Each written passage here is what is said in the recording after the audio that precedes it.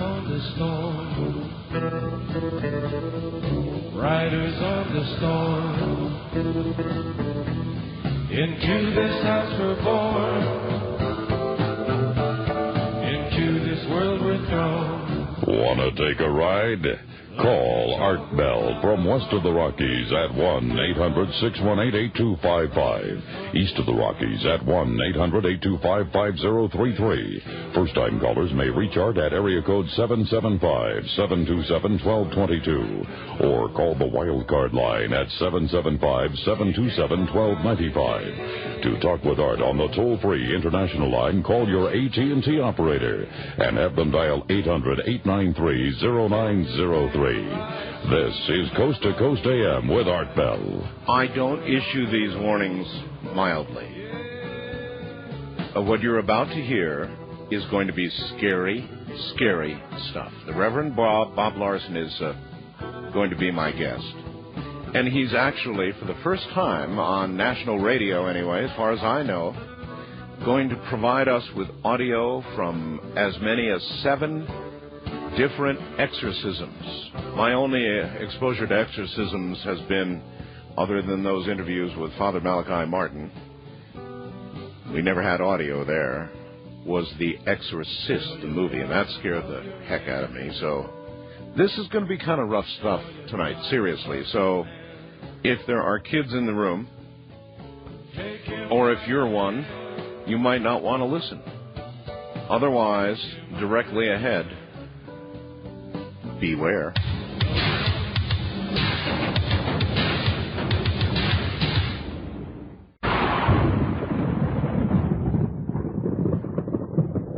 The Reverend Bob Larson is an expert on cults, the occult, the supernatural.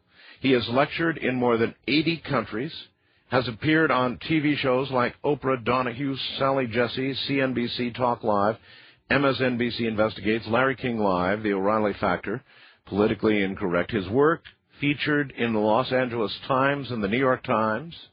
Larson is the host of Talkback, a coast-to-coast radio program, is the author of 29 books, holy mackerel, including Shock Talk, Dead Air, Larson's Book of Spiritual Warfare, and Extreme Evil, Kids Killing Kids. That's Bob Larson. We've got a link to his website on our website right now. Here is the Reverend Bob Larson. Bob, welcome. Nice to talk to you, Art. Been looking forward to a long time talking to you. I've been looking forward to it myself, and it was quite a job getting to you, I might add. Your people protect you very well. I've got a lot of people out there who make my life difficult. You understand that? I do. I'm very protective, and I know someone like you can appreciate that. Actually, that's something I wanted to bring up before we get into all we have to do tonight. You have a lot of enemies, don't you? Sure. Yeah, well, Jesus Christ did, so I guess I'm in good company. I guess you are, but you do. I mean, you said when we first talked, I don't know, a couple of weeks ago, you said you're going to hear a lot from my enemies, and I have. They are relentless, aren't they? They absolutely hate you. Now, these are your enemies. There are a lot of people that love you, too, but I'm telling you, you've got serious enemies. So did my guest last night. Did you happen to hear any of my guests last night? You know, I really wish I would have. No, I didn't. His name was Matthew Alper, and he's written a book. He wrote it several years ago called The God Part of the Brain. Actually, it would have been a rather interesting debate. His contention is simple, that mankind has one great overriding fear, and that is the fear of death. I would assume you probably would agree with that. Yeah, yes. His contention is that the process of evolution, which you may not agree with, correct, has caused the brain to develop a part of the brain which can be measured and seen on MRI, by the way, which actually protects you, it protects everybody against that fear by instilling in them the need to worship something. In other words, basically he's saying there is no God. What there is a part of your brain that demands you worship. And as backup for this, he says you go to the most remote tribe in South America you can find, or anywhere else in the world, and you will find they worship something. Mm-hmm. And that man is driven to worship something and believe in an afterlife as a defense, the brain's defense, against this greatest fear. Seems to me that that's very much akin to what I would believe, that God's created a vacuum inside man that can only be satisfied in a relationship with God, and it could well be that he and the others are discovering what God did to the human nature of who we all are in the beginning. That's what I said to him. In other words, he can't prove a negative, of course. He can't prove there isn't a God. And I said, well, look, this spot of the brain that you have identified, science has now identified, why can't that be, in fact, from God? And, well, he can't really deny that.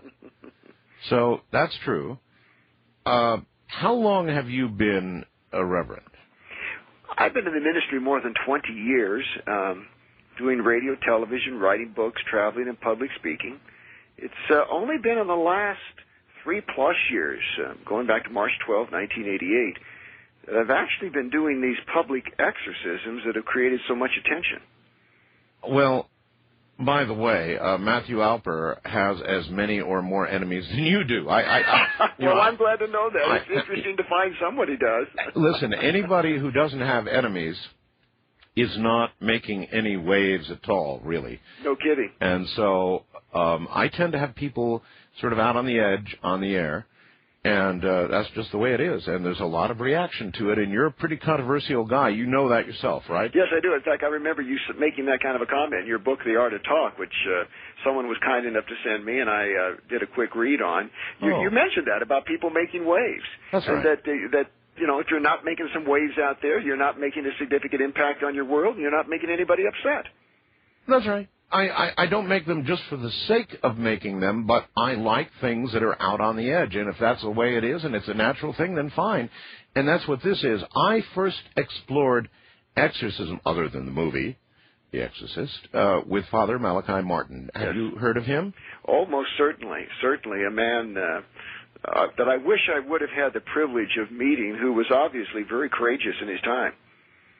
I knew him very well. I interviewed him many times on this program, and he told me about exorcisms. Mm-hmm. And what he had to say about them was chilling. I mean, really chilling. But hearing them, and I listened to a couple of tracks already. I didn't even have the guts to listen to all of these tracks. Mm. I listened to maybe the first 2 or 3, and I went, oh man, this is really gonna scare some folks. Welcome to my world. That's my life almost every single day. We do what we call spiritual freedom conferences around the country every single weekend. In fact, we'll be in Las Vegas in a couple of weeks on the 1st and the 2nd. Really? Yeah, just may have to drive up to Prompt while I'm there. But, yes, and what you hear is just, on this CD that we sent you is very typical. I hear this all the time. And of course, it's not just hearing those voices. It's looking directly into the eyes, into the soul. And literally, I get eyeball to eyeball with these people, man. I'm literally maybe an inch or two away from their face as those voices are speaking. And you literally look into the abyss of hell as you hear those voices. You have no doubt whatsoever with regard to the existence of heaven and conversely hell? No. And neither really does anybody who come to our conferences. I tell them, you will never walk away ever again questioning whether there is a God or a devil, whether there's good and evil, because you will see it dramatically displayed. And I've seen it so many thousands of times, it's made an imprint on my soul that nobody could ever take away. Well, there's obviously good and evil. The question is whether there is external good and evil. Mm-hmm. You have defined, let's go over some of the definitions. That's probably useful. What is possession? Well, it's, semantically it's a term which, for practical purposes, has an explanation. But in the spiritual realm, it doesn't really mean much. So let me caution by saying, I always tell people up front, first, we're talking about a metaphysical, invisible phenomenon that is non-spatial. We're trying with a construct of language to give it sense and meaning. Well, really, you can't do that. Furthermore, you're trying to use English language terms to describe the inexplicable. Now, having said that, classically what we define as possession is when an evil spirit or a demon somehow resides within the person to the extent that neuropsychologically they can express themselves through the faculties of the person. In other words, they actually use the body, the eyes, the voice for a form of expression. And they become, when they are out or manifested or present, that being through the body of that person. Case in point, I remember one particular instance I've written about in one of my books of a girl who was legally blind. In fact, she had to be led about by the hand. Mm-hmm. When the demon was out, and there were many witnesses to this, the first thing we knew that when the demon was coming out, it would reach up and take her glasses off and say, I hate these things. They get in my way. And it would, I had it a fine print Bible, and it read it holding it 2 feet away without any problem. But when she came back to herself, she'd immediately reach for the glasses. What happens to the host during the time that the possession is ongoing and the demon or whatever is out? What happens to the soul, the spirit of the possessed? Where is it? Well, we really speak of the consciousness or the soul part of the person, which is the animating life force of emotion and the sentient nature of who the person is. One of two things, either oblivion or what we call co-consciousness. We have some people for whom, while we're doing an exorcism, there is no awareness. They've checked out. They don't even know what happens. They may come 2 minutes or hours later with no knowledge of what went on. Other people, and this is very common, have co-consciousness. And while the exorcism was taking place, I've had them describe it to me. They say it's like a movie in the mind. I see and hear what's happening, but I am powerless to intervene because something else is expressing all of this through my body and my lips. And they feel that and see that as they would in a detached manner? Yes, but they have no way when the demon is out. The demon is, for example, speaking through their voice. Maybe we run into this often, speaking a foreign language through their voice, and they're hearing this language come out of their body through their lips. They know they're not speaking it, but they hear it. Are you familiar with out-of-body OBE experiences? I'm sure you are. Yes. All right. I've had a whole string of guests, experts on OBEs, and I had one very brief, uninvited OBE myself, and so I know there's something to it because it happened to me. Anyway, bottom line, all of these guests inevitably say, nothing bad can ever happen to you when you're out of your body. Don't worry about it. Enjoy it. Explore it. Use it. And I've always thought, well, if you're out of your body, would that not be some sort of possible invitation for somebody out there looking for one to take over? You got it. That's exactly what can and does happen. In fact, I've encountered many cases of possession that occurred when people, for whatever reason, had OBEs, because at that point, the animation of the will or the process of the moral defense of human nature is sort of in neutral. So then these guests that I've had, they're all, I've challenged them again and again and again on this point, and they always say, no, it's safe. You're saying, no, it is not safe. Well, I remember one particular gentleman, talking about the typical experience of floating above your body, seeing the cord, sometimes they describe it as a silver cord or whatever attached. He's up there, and he saw this dark shadow moving toward his body. And he knew that he had to get back there quick, or that thing was going to get in, and it was a race for him to get back before this dark shadow came into it. Strange you would say dark shadow. That's something else that I've been really... you heard my first hour, I think, right? A little bit of it, yes. Did you happen to hear the psychiatric worker who called? I did not. You didn't. One day I had this person call and say, Art, I've been seeing these what he called shadow people in my peripheral vision. How you sometimes see a little movement in your peripheral vision, something moving, and you look over and there's nothing there. And then I had I tell you, Reverend, I had 5,000, maybe 6,000 emails from people who said, not only do I see these so-called shadow people, that's what they call them, but I'm beginning to see them with full-on sight. And so I did a program on it, and I had a Native American guest, and we had people begin to send in drawings, images of what they were seeing, and they were remarkably similar. These shadow creatures or beings that people are beginning to see in increasing numbers, something's going on. Well, I have, of course, dealt with many such cases in which these were the manifestations of the presence of a demon. It's always possible some of this could be a psychological phenomenon for whatever reason. Could be. But in many cases I will have people, as they describe demons, all the way from fang creatures with blood dripping from their mouths to just a dark presence that's there. That's right. With no visible expression. That's almost right. Formless. That's but right. It's just, it'll be hovering over in a corner somewhere. Exactly. Watching them. Oh, yeah. And you think these are... Now, what specifically is a demon? Well, a demon specifically is a fallen angel. Part of, according to Revelation chapter 12, the 1/3 of heaven's angels who were in the insurrection originally with Lucifer, and they were cast out of the heavens, and they are now these disembodied spirits who are looking for a way to destroy the goodness and the purposes of God. And because the devil is a spirit, he must bring about his ultimate evil through his presence in human bodies, because there's only so much he can do in the ethereal world of the metaphysical. Just like God. By God's presence in our lives, we are his hands, his feet, and when we love our neighbor and help our fellow man, we are expressing the will and purpose of God. But God never seems to manifest himself, even through others, in the way that demons do, or is it simply not as dramatic? Well, God does, but God never takes over.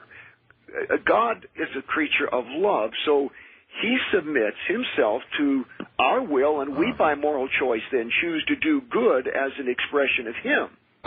But evil is not quite so nice about how they go about it. God is the one who gave us free will, so he would obviously not be the one to take it away with possession. Okay, well, that makes sense. But the devil has no such compunction about that. Right. And so the devil will take over someone to cause them to commit heinous acts from murder to mayhem. Well, as you know, we're in a time in America now where, indeed, you can pick up a newspaper almost any day, or any week, I guess I ought to say, and a child killing a child killing a teacher, a child killing a parent. It's just, when I was growing up in the 50s, I'm now 55, soon 56 years old, that didn't happen. This is a relatively recent phenomena in the kind of numbers we're having right now, is it not? Oh, absolutely. The kind of evil that I wrote a book about, Occult Extreme Evil, is very different. It's an evil over the edge that we've never known, certainly in our culture. And what do you think is driving it? Well, take, for example, the shooting in Santee, California, a couple of months ago. Right. Little Andy Williams. One of the most remarkable things about that is that here's a kid, no prior criminal history. Right. A little messed up, but certainly no one that you would think would have the capacity to murder in cold blood. Right. More importantly, smiling while he's pulling the trigger. That's right. This is an obvious giveaway. This is not just a deranged mind. In fact, the kid who said in court seemed to be almost detached from knowing, having any relationship to what he did. Why? I agree. Because while he was doing it, he was animated by a deep internal evil that was smiling through his lips as the trigger was pulled. On that note, hold on, we'll be right back. The Reverend Bob Larson is my guest, and what lies ahead is pretty dark stuff, so be aware and be warned. I'm Art Bell, and this is Coast to Coast AM.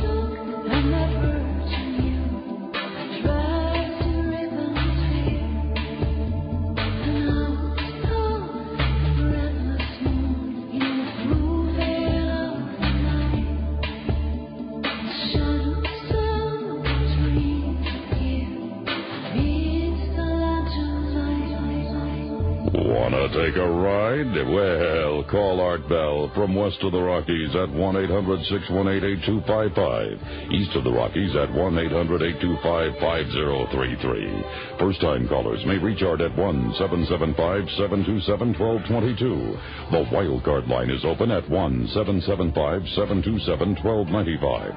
And to reach Art on the toll-free international line, call your AT&T operator and have them dial 800-893-0903. This is Coast to Coast AM with Art Bell on the Premier Radio Networks. Well, I'll give one last warning. My wife listened to some of these things that you're about to hear, some of these excerpts from Exorcisms, and she said, be careful. That kind of thing opens doors, and I don't know that that is true. We'll ask the Reverend here shortly. Maybe it does. At any rate, it certainly is rough stuff, not for kids. So please adjust your listening accordingly. It's going to get rough.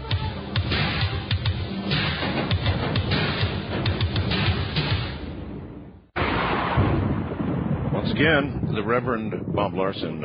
Welcome back, Bob. Thank you very much. You have some definitions here with regard to what makes a person susceptible to demon possession in the first place. And there are some pretty rough categories here. What does make a person susceptible or likely to invite such a thing? Any number of things. Someone may be cursed from a past generation. So curses are real? Oh, very, very real.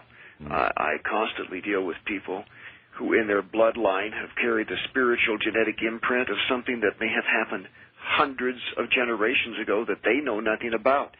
It's very common to find that somebody way back when made a pact with the devil for whatever, and as a result that follows down through the family line. Now, there is free moral choice, but the person is born into this world with that demonic vulnerability, and they have to make their own choices, but they've got two strikes against them before they step into the box. So then, by extension, witchcraft is real?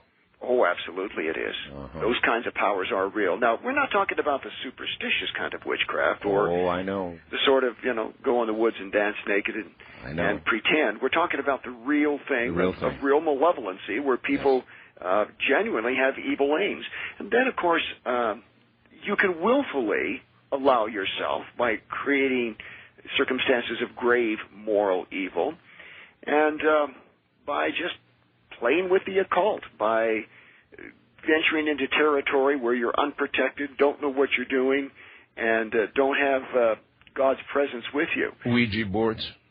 Absolutely. Abuse, sexual molestation, incest, addictions, the biggest drugs. form of possession in our culture is through sexual violation, because it destroys what I call the spiritual immunology of an individual's natural protective systems. I believe God grants each of us in this life a sense of well-being and character that doesn't want true evil. We come into this world with a fear of evil. But what happens is that when we're violated, we are so decimated in the strength of the character and integrity of value and worth, we become an easy target for evil.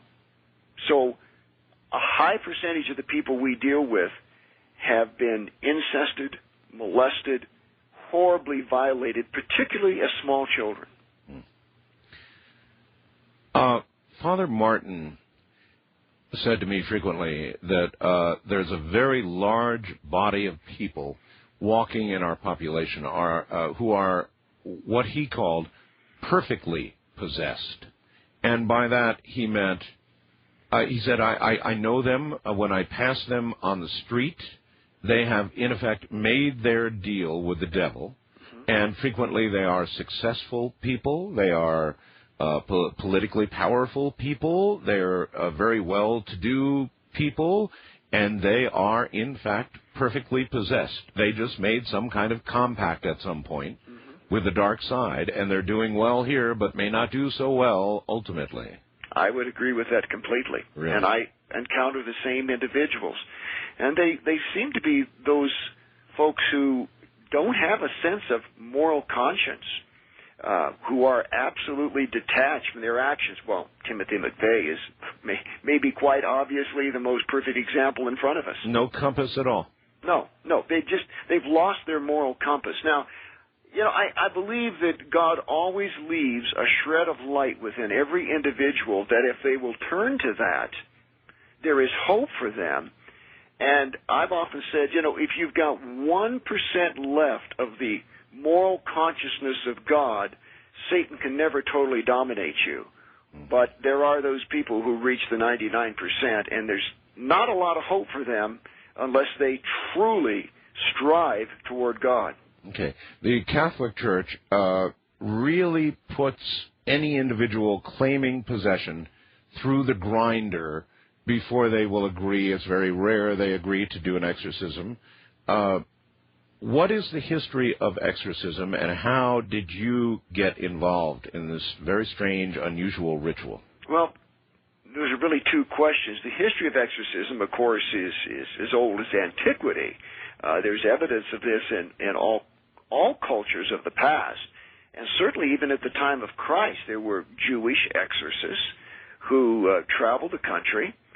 And when Christ came along, what was truly significant was the fact that he declared to be able to do this through the power of his name, not some ritualistic formula. Mm-hmm. And then the early church practiced it quite commonly. It was lost, and then the Reformation didn't do it much good, although it resurrected it for a while. It's only been in the last few decades that it's come to prominence once again. Now, for me, I first encountered the demonic traveling overseas as a young man and witnessing various pagan self-mutilation rituals. And as I witnessed these rituals in various parts of India and Asia, when these people would go into cataleptic seizures, as they would maybe be, going through these bloody ceremonies of stabbing themselves or puncturing themselves, whatever, they would say, this is the evidence of the spirits entering into us. Well, I saw that, and I prayed a simple prayer that is one of the most dangerous prayers to pray. Lord, use me if I can be of help in this area. And I returned to America. And as I write about in my book of Spiritual Warfare, nothing much happened for several years.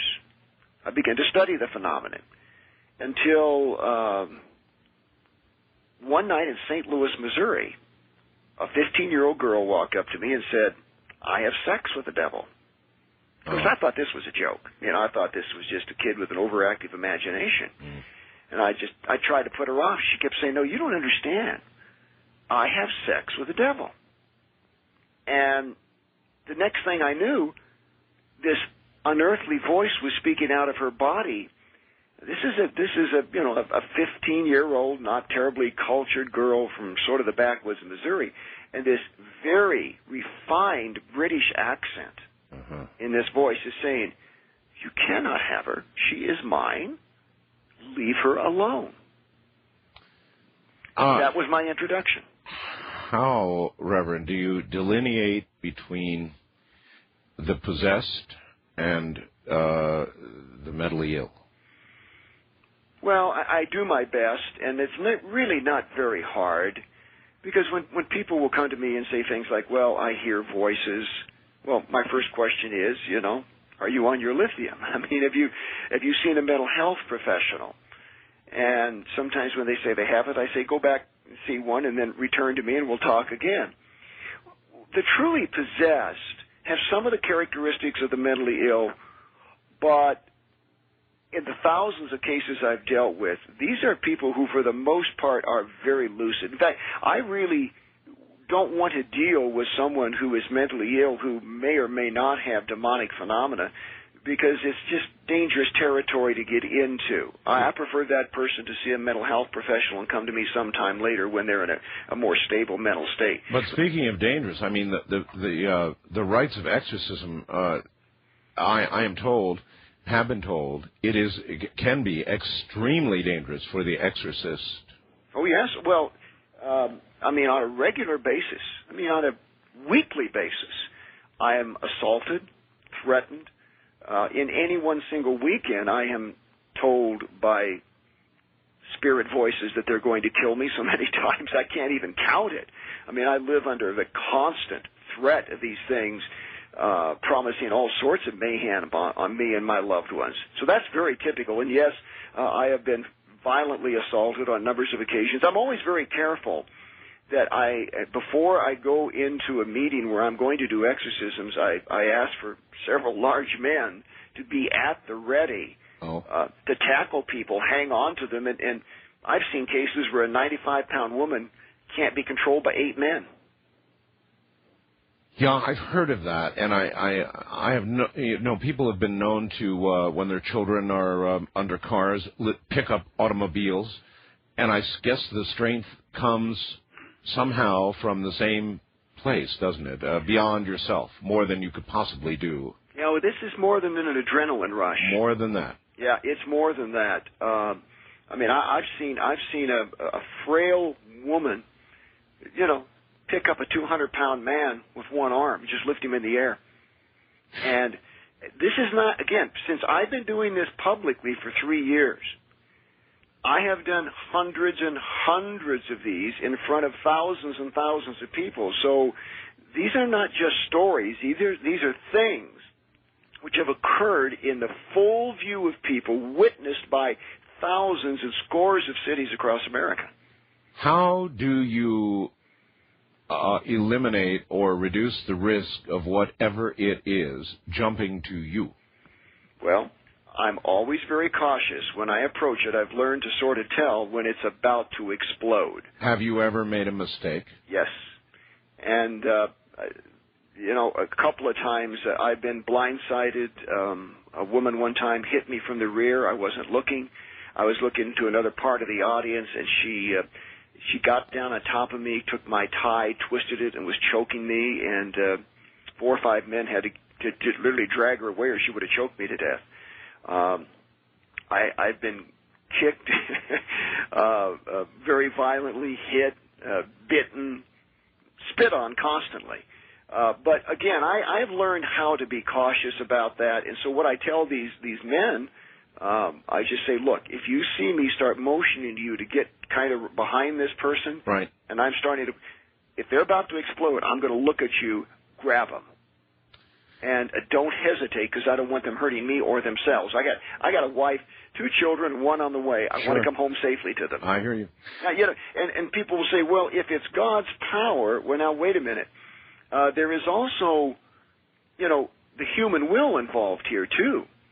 And so when you first begin to deal with someone in an exorcism, you're dealing not just with the evil, but the will of the person, which may have been acting in concert with that demon. In other words, they may have been, until now, allowing that demon to use them for violent purposes. And so you've got to, when you first encounter them, talk that person into a moral state where they will resist that evil, because they may not have been doing it, and so you've got the cooperativeness of the will and the human strength versus the supernatural.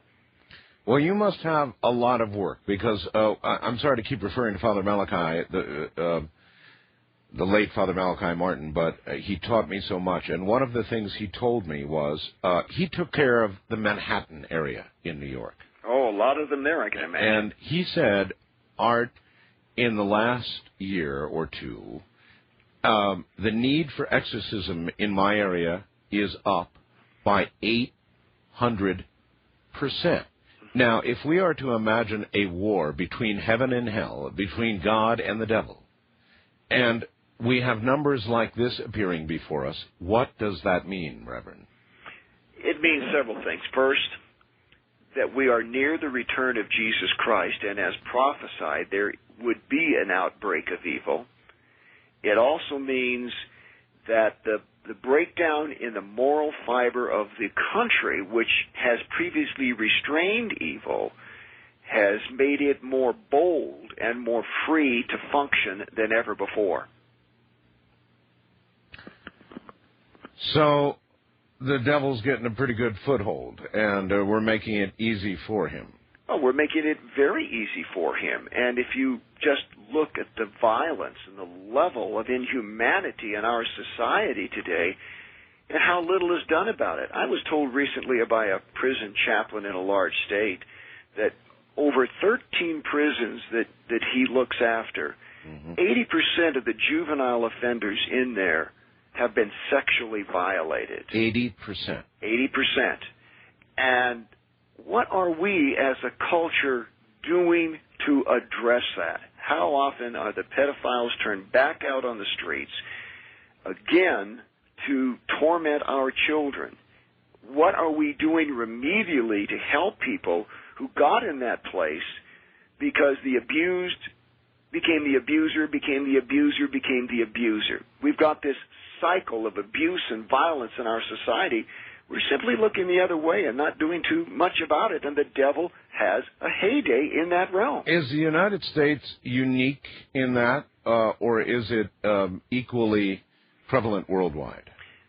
The United States and the Western world is unique. I was asked this question in a conference this last weekend by a man of East Indian descent, and I responded to him. I said, you know, if I were to go to India, I certainly would meet demons, but I would not encounter the level of perverted, violent demons that I encounter here, because I said even though by Christian standards India is a pagan, idolatrous country, it in fact has a very strong moral fiber, as does much of the Far East, and it has a strong nuclear extended family structure, which is a deterrent to evil, because people has a sense of belonging and acceptance, and humanity is not devalued.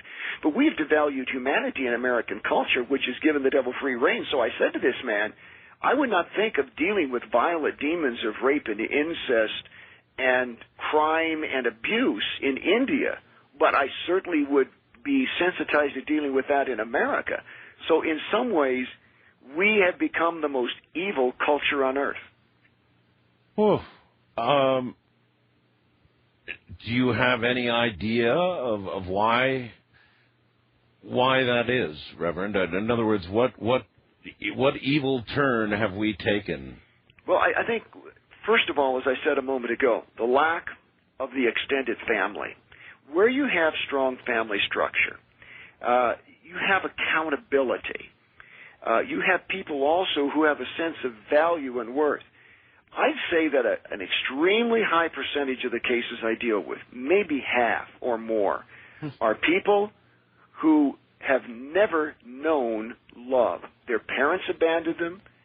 They've never known a significant person who cared about them intrinsically for who they were. Yes, but here's what confuses me. In a country like India or China or Japan, which is all these non-Christian countries, you would think the devil would just have a heyday because nobody's going to be calling out the name Jesus to get rid of some sort of demon nearby, right? Nobody's going to be calling out that name. That is true. But remember, the devil not only traffics in the absence of the knowledge of God, but in the presence of the destruction of innate humanity. In other words, the devil's greatest ability to get someone is found when that person lacks the moral fiber to resist evil, and a lot of that moral fiber comes from what I call the sense of character, belonging, and virtue, the identity we have from those who have loved us and told us our life has significance. And the person who doesn't see significance in his life, you know, what's the problem with evil? What has he got to lose? What did Eric Harris and Dylan Klebold have to lose? I mean, they are typical of the lost souls of the children of our culture, raised in an environment where there is no sense of moral fiber, accountability, or meaning based upon a parent who has said, I love you, care about you, I will give your life significance. And that kind of person, evil becomes quite attractive to them. Then these are all signs, and these are all signs of an acceleration toward the end of everything, toward the return of Jesus? I believe that. The Bible says Satan has come down with a great fury, knowing that his time is short. Now, The Bible teaches Satan does not know when the end shall be. No man knows that but God the Father. However, he certainly has a good cultural sense of seeing how near we are to complete moral chaos. And as a result, he has sort of held back until now, but he has no reason to hold back anymore. Is it safe to listen to what we're about to listen to? I believe it's safe, yes, as long as someone would not entertain some type of healthy fascination. I was doing an exorcism one time, and there was someone who was present, and as the demon was about ready to leave, the person said, "Hey, you can have me." Oh, that's a very dumb thing to say. Bad idea. Darwin Award winner. We'll be right we'll be right back. Reverend Bob Larson is my guest. I'm Art Bell.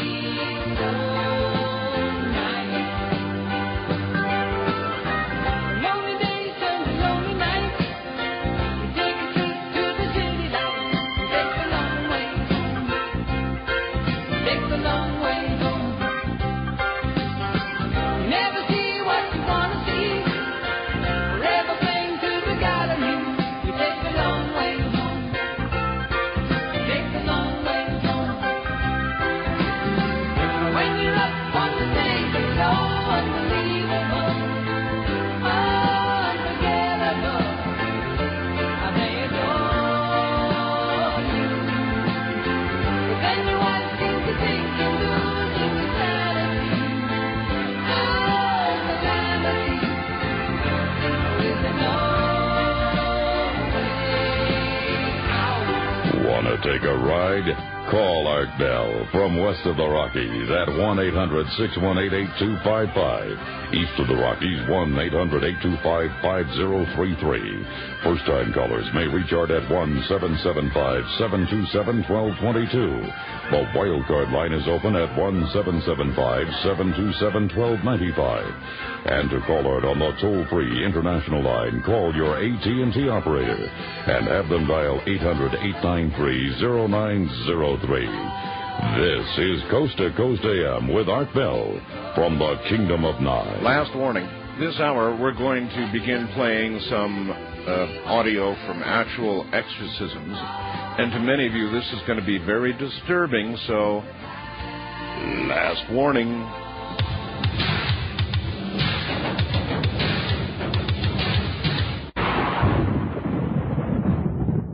All right, now, we're going to do something we've never done before. We're going to play a series of audio clips the Reverend Larson has provided of actual exorcisms. Let's do it. Reverend, this first clip that we're about to play, I presume that you have some background for us on what we're hearing? I'm not sure exactly which order you have them here. I think I know which order you have them. Yes, if it's the one I think it is, this is Shane. Shane was in Chesapeake, West Virginia. And it was in a public meeting in a school auditorium, and he was seated on the front row, and I simply, as I was speaking, walked in front of him, and this hideous growl came out of his body. And then you hear a little bit of the conversation that ensued after that growl. All right, let's do it. Here it is. I death.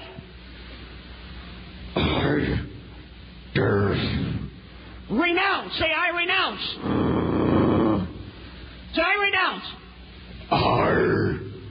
Renounce. All claims. All claims. All claims. To shame. To shame.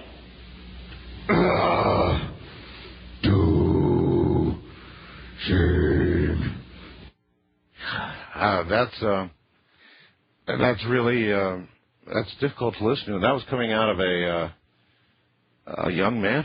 Young man, in his early 20s. He was there with, I believe, with his wife that night, the father of a new little baby girl. In fact, I was back in that part of the country sometime after that. I don't remember how long. And he came to another one of my conferences and came up, big smile on his face, gave me a big hug. He was there with his little girl and his wife. Totally, absolutely changed man once this exorcism was over with. Absolutely changed. What happens to these demons? I guess they're demons. What happens to these demons when they leave the body? Well, I've said tongue in cheek, I'm the only minister in America that gets the privilege of telling the devil to go to hell on a regular basis, and that's literally what happens. So they return from whence they came. We send them to the abyss or hell to torment. And they stay there. The Bible is not really clear on this. The Bible does teach that some fallen angels, some evil spirits have to stay in torment because of what it says they left their first estate. And there are all sorts of theories about that. But the rest of them seem to be until the end of time, as prophesied in the Revelation. They have the ability to come back out of the abyss if there's a willing recipient. Otherwise, until the end of time. Otherwise, they stay there in torment unless there's someone who welcomes them back out and gives them an assignment, so to speak. When the end comes, I'm not much of a churchgoer, Reverend, and I've seen movies like The Seventh Sign, for example. Mm-hmm. I suppose you saw that. Yeah. And is that the way it's going to happen? That was Hollywood's way, or is that pretty close to? It's sort of. We have a broad general picture of what's going to happen at the end. We know that there will be a terrible moral decline, a tremendous increase in technology. Really? Oh, yes, absolutely. And that's one of the things the Bible talks about, the exponential increase in knowledge there will be at the end, but that only leads further to the arrogance of man of thinking he can solve all his problems. And then there are divisions within the Christian community as to what will happen next.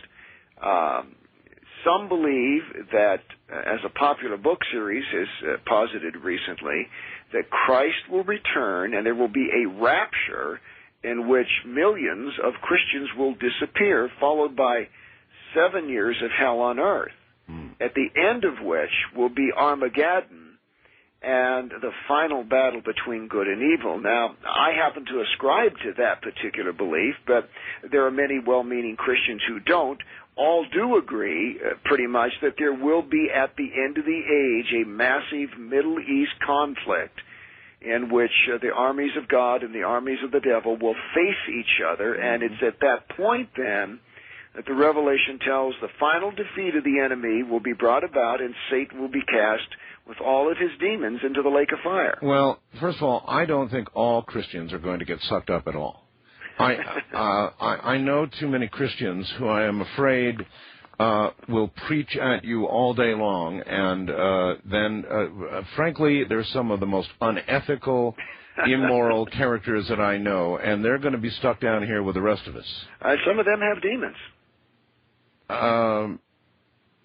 Maybe that's it. Maybe that's right. Well, that is it. That is it. That's why they claim to be followers of Christ, but they actually have evil spirits inside them, causing them to act quite to the contrary. All right. Here's another one. This is Jeff. Oh, yes, What Jeff. can you tell us about Jeff? This is a real interesting one. This, and for sake of documentation, as I remember these, I'll tell you exactly where they happened. This was in the city of Red Deer, Alberta, Canada. In a workshop in one of our conferences, Jeff is 6'5", about 250. Huge man. In the middle of the conference, again, witnessed by hundreds of people, he stood to his feet and started lumbering toward me in sort of a Frankenstein style, just like he couldn't quite walk. He was just lumbering. And his first words out of his mouth as he stood were, "Do I murder you now or later?" He came to warn me. Oh, my. And he hovered over the top, and I'm 5'8", okay?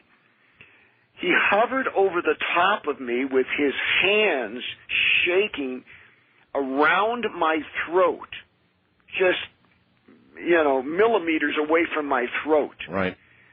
Uttering curses against God. And the only thing between him and me was my Bible. Is there a lot of that, by the way? And obviously we cannot play that sort of thing on the air. But there's a lot of that, a lot of the really foul language. Oh, yes. And I never played on the air either, but it does happen in horrible, horrible curses. I had a case recently. I was at a large Baptist church, and a handsome young fella who was an usher in the church, God spoke to me and said, "Go pray for him." And what I often do is I walk out in the crowd, sort of provoking these demons, and I thought, well, this kid doesn't look like a problem. He's studying for the ministry. Mm-hmm. I went to touch him and pray for him, and he flew out of the pew in a violent rage, cursing God's name, uttering the most vile four-letter words right in the middle of this church. Very common. Jeff, that you're alluding to, right. The only thing between him and me was my Bible, and for 1 hour I stood holding my Bible between him and me, quoting Bible verses from memory, warding him off. And everybody was afraid to grab him. In this case, he got there before anybody could get to him, and he was so huge, they were so afraid if anybody tried to touch him, he'd have his hands on my throat before they could move. So, in other words, what people are going to hear here is only a small slice of what went on for an hour. Yes. And a lot of which we can't broadcast. Here it is. Who are you? Who do you think I am? I'm asking the questions here. Do you have legal authority? Yes or no? I was born into him. Do you still have remaining legal authority? He's renounced all that. Do you have any remaining legal authority, yes or no? No. What is your name? Who are you? I am anger, and I am lies. I am cheat, I am steal, and I am murder. I bind all those functions of cheating, lying, stealing, murdering, and all those parts. I bind them together right now. I bind them together. See, I anger. I anger. Murder and the rest. Murder and the rest. Remove the curse. Remove the curse. From this man. From this man. And his children. And his children. And all future generations. Generations! Good Lord. You used the word, you bind. You yes. bind. I am familiar with witchcraft, Reverend. Witches use the word bind. Yes. Well, Christ established the principle. He said, whatsoever you bind on earth shall be bound. Whatsoever you loose on earth shall be loosed. And that was spoken to Peter and to his disciples as part of the authority that he would give Christians. And so as we come against evil, we bind it. It's a term of restraint. And so what I'm doing is saying, I restrain you from your evil and expressing it, and in this case, from attacking me physically. Are you in the movie The Exorcist? That one of these things, is there ever an occasion, Reverend, where possession is by not necessarily a demon, but by the devil himself? I do not believe that. The Bible, I believe, teaches there are two cases where the devil himself actually enters in. One was Judas Iscariot. The Bible says Satan entered into him, the devil. Mm-hmm. And the other is the Antichrist, who will be the one, as we talked about a moment ago, who will lead this fight against God at the end of the age and will be incarnated by the devil himself. It certainly doesn't serve the devil's purposes. Remember that the devil is not omnipotent as God is. He is not omniscient and omnipresent as God is. So while God's power can be everywhere at all times, the devil has spatial limitations to who he is, in the sense that he can't be everywhere at once. So he would not want to come into someone, because then he can't be directing his troops on a worldwide basis of evil. There are those who say the Antichrist is alive on earth now. Mm-hmm. Do you believe that may be so? I believe, indeed, it may be so, though I think that kind of speculation is a little dangerous because, we don't want to get ourselves into a trap if he isn't, of causing people to fall away from faith when he didn't show up. But personally, just in my historical view of culture and life as it is, and in my view as an exorcist, I have to believe that he is. The outbreak of evil that we see now, you alluded to it earlier. Oh, yeah. I mean, when was there a time when people would go postal, when your worker on the computer next door walks in the following day and puts a bullet through your brain? Only now. Yes, and we have never seen this exponential increase in such extreme evil as we have now. So that leads me to believe something is about to happen. You are able to deal with what we're hearing here, these exorcisms, on an individual basis. Yes. If something, as you put it, is about to happen, that will be beyond your scope? Yes, because that's in the grander scheme of things. Certainly, I believe that what I am doing is a deterrent. And by the way, I want to make an important point here. This is not just about me. We have what we call do what Jesus did teams. Not what would Jesus do, but do what Jesus did, because Jesus did cast out demons, which are exorcism teams that we teach and train, and we now, in more than 50 cities, have established them. Our goal is that no one should be more than a day's drive away from a city where they can get an exorcism, and that's not true in America today. So we are teaching and training these teams, and we have scores of teams around the country that every week meet, and they themselves do dozens of exorcisms. So it's not just about who I am. The knowledge to do this can be transmitted to others. It can be, shall we say, learned.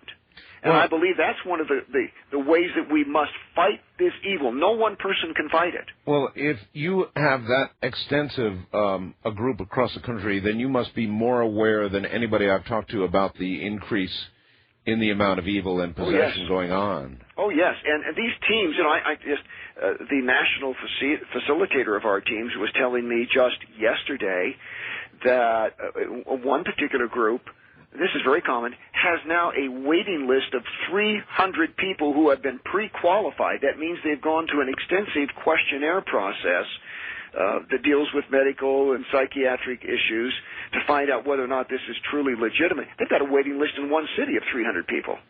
What do you say to people who say all of this isn't legitimate at all, that it's all some kind of fakery, that it's some sort of a psychological aberration on the part of these people? I invite them to come to our conferences. Go to boblarson.org, see where I'm going to be in the city. Come and witness it for yourself. And then, if you're still not so sure, I say this tongue-in-cheek, when the first murder demon shows up,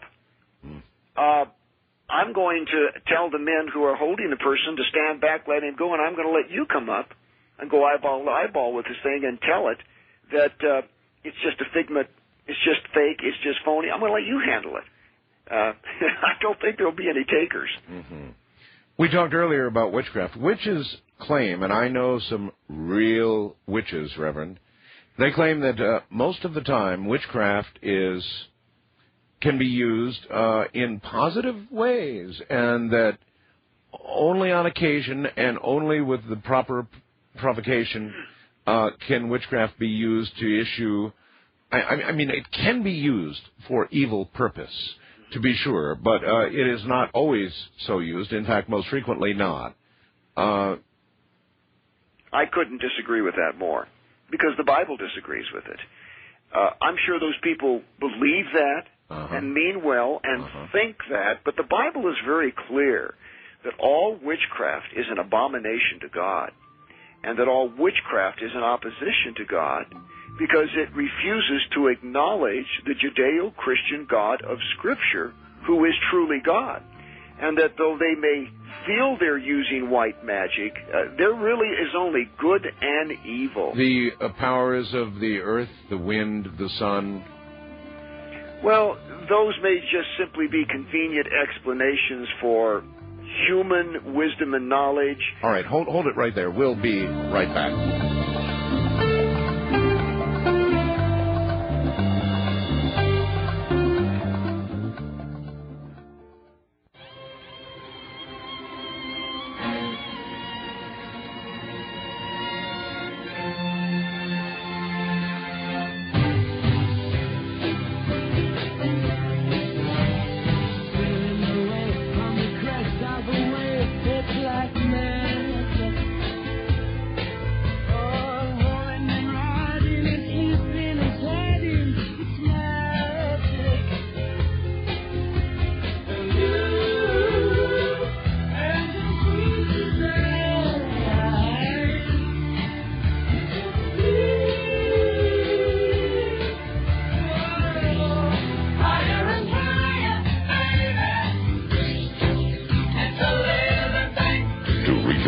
In the Kingdom of Nye. From west of the Rockies, dial 1-800-618-8255. East of the Rockies, 1-800-825-5033.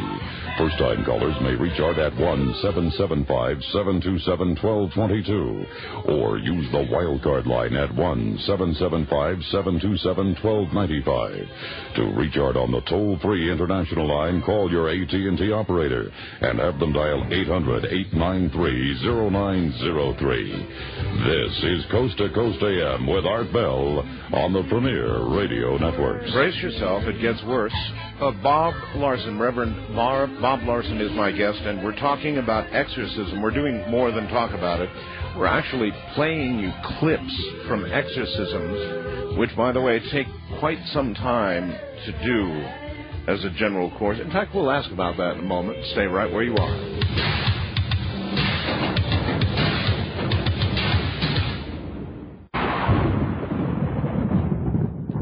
Back now to the Reverend Larson. Reverend, frequently, how long do exorcisms vary widely in the amount of time that it takes? Yes. I've done them in as short as 10 or 15 minutes. Often it will take several hours, 10 or 15 hours, 10 or 15 days. I've had some that in which you obviously have to take breaks, which have lasted for months. Those are rare, but most of them require a significant commitment of time. And sometimes you have to have more than one exorcism, because the first exorcism only gets to what we call the initial level of devils, and that means you just sort of clean out one area of an individual's life, and then they have to rest and recuperate, because it is absolutely physically, mentally, and emotionally devastating to the person who goes through it. And then you go back and you do a second or third one. Here's an odd question. Dave in Davenport, Iowa asks, Art, could you ask Bob a question for me? What happens if you love a demon? Actually, there are people who do want their demons. They do like their demons, because these people are dysfunctional in some area of life, and the demon facilitates some process in them that they are frightened of being without, and so they like to have that thing because it does do things. And to get quite explicit, I don't know what he means by love, but there are people who have sexual relationships with demons, and they love to love a demon. That's really odd. All right, here's another one. This would be, is it Kevin or Kevia? I can't. In Arlington. Does that make sense to you? Do you know which one it is? Yes, you're talking about the excerpt. Oh, absolutely. Yes. If it's the young man I believe we're referring to, he was a cutter. A cutter? A cutter. And I run into many, many cutters. These are people who self-mutilate. Oh. And they will come to our conferences and their arms will be slashed. Sometimes hundreds of slashes of scar tissue where they have burned, hacked, picked away at themselves. Their arms, their legs, sometimes their whole body. And very violent young man. If it's the young man I'm thinking of had a history of crime and was facing some other very serious consequences, very serious demons. I have known young people who have done this, Reverend. I've seen it myself. Yes. Here it is. Who are you, Anger? Who are you? Who are you? Wrath? Are you Chief? Are you Chief? Are you Chief? You're Chief? Do any of you, hold your tongue, do any of you have any further legal authority, Wrath? Do you? Do you? Yes or no? Yes! What is it? What is it? What legal authority do you have? Mine. Holy smokes. Now, let me tell you, I got the wrong person. Let me tell you who this is. All this right. is quite interesting. This man is Kevin. I'll give his full name, Kevin Thornton. I don't often give full names of people just to protect their anonymity. He was a singer with the group Color Me Bad, who had the number one hit song a couple of years ago called I Want to Sex You Up. He didn't even sound human. No, he wasn't. I did not know who he was. He was in the audience of about 1,600 people. Really well-dressed young fellow. African American. I went out to him. Really? And he exploded. Got him up on stage. This unearthly voice spoke out of him. I did not know who he was until the whole exorcism is over with, and he told me that a couple of years ago he had a number one hit record in America. One more time. This one I want to hear one more time. This is not a human voice. Who are you, Anger? Who are you? Who are you? Wrath? Are you Chief? Are you Chief? Are you Chief? You're Chief? Do any of you, hold your tongue, do any of you have any further legal authority, Wrath? Do you? Do you? Yes or no? Yes! What is it? What is it? What legal authority do you have? Mine.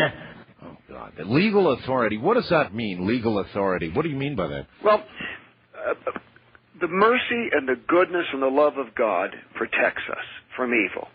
Even sometimes when we're stupid enough to put ourselves in the firing line of evil. But God is a loving, merciful God. However, demons are looking for legal right. They're looking for a technicality by which they can enter into somebody. And so when you cast out a demon, you must find out, does it have a right to be there? Sometimes they don't have a right. Sometimes they just sort of slip in or sneak in because the person is quite morally vulnerable. But sometimes they literally do have a legal right in that the person has done something, or as I said earlier, there has been some curse brought down through the family line that gave them the right.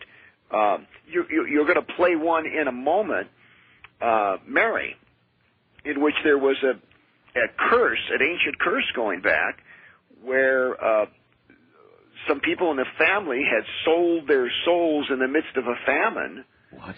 And as a result, this followed the family line. So that is a legal right. The demon, there was a pact made, and you have to break that pact. Matt writes, I get these computer messages as the program goes on, and asks, can a person, interesting question, can a person who is a Christian be possessed by a demon? And if so, how can Christ and a demon dwell in the same spot? Well, I don't like the term possessed in reference to a Christian. Let's just say invaded, influenced, or affected. Because as I said in the beginning, these terms are kind of meaningless. I mean, they are human terms describing the metaphysical.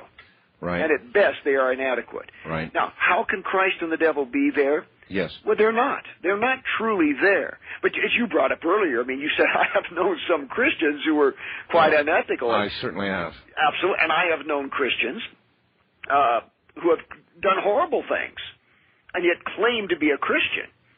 What's going on here? Well, we have someone there who probably has a devil in them.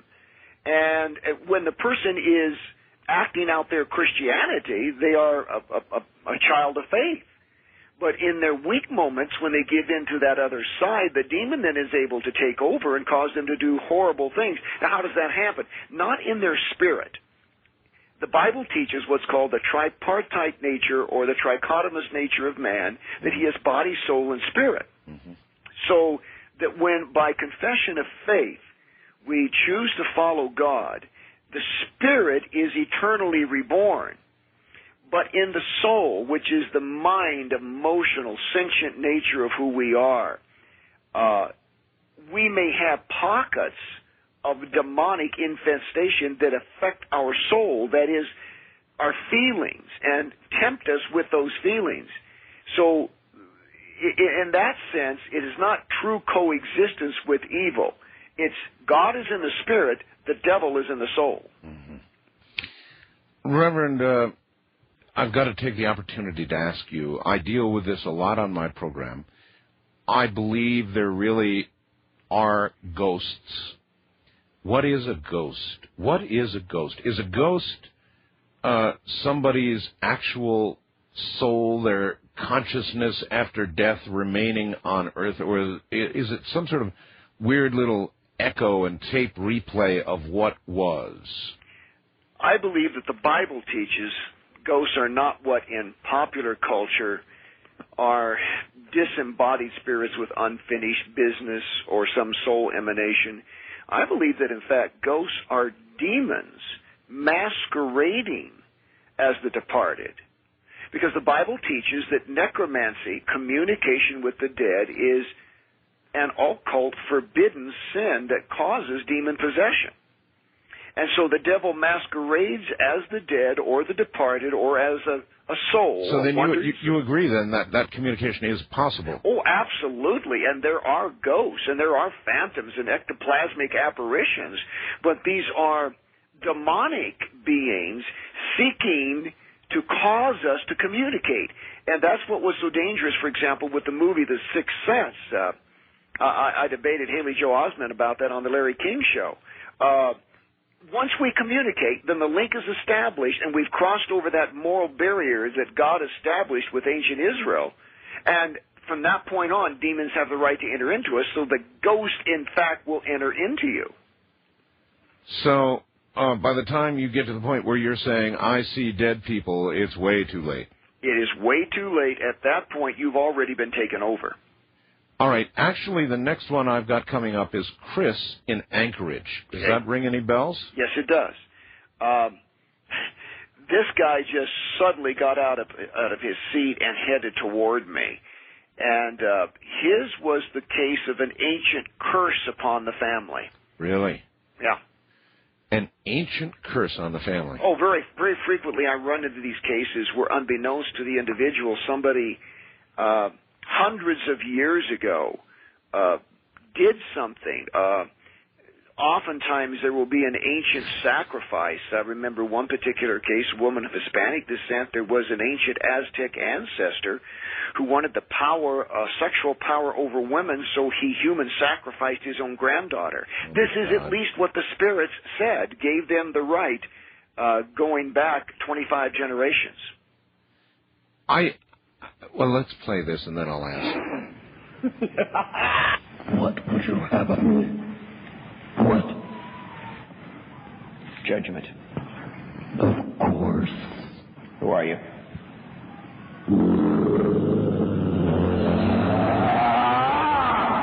Who else is there? Did you say pornography? Who else? Guilt!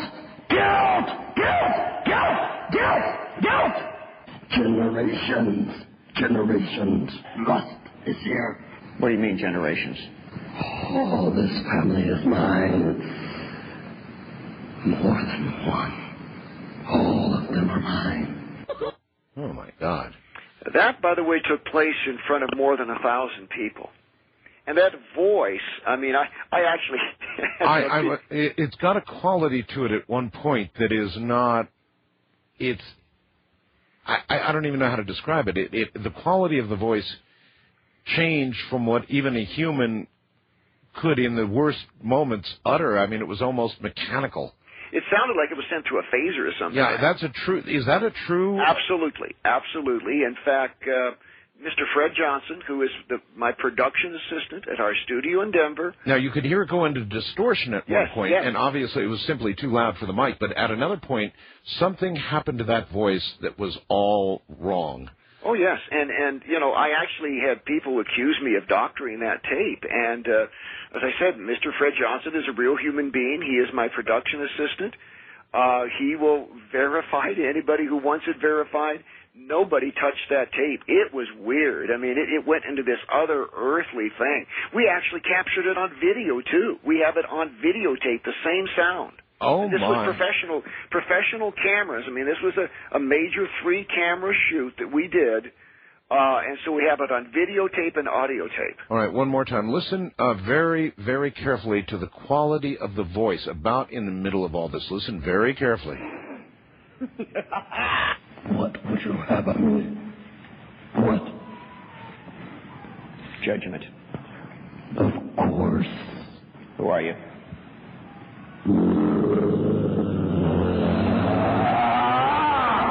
Who else is there? Did you say pornography? Who else? Guilt!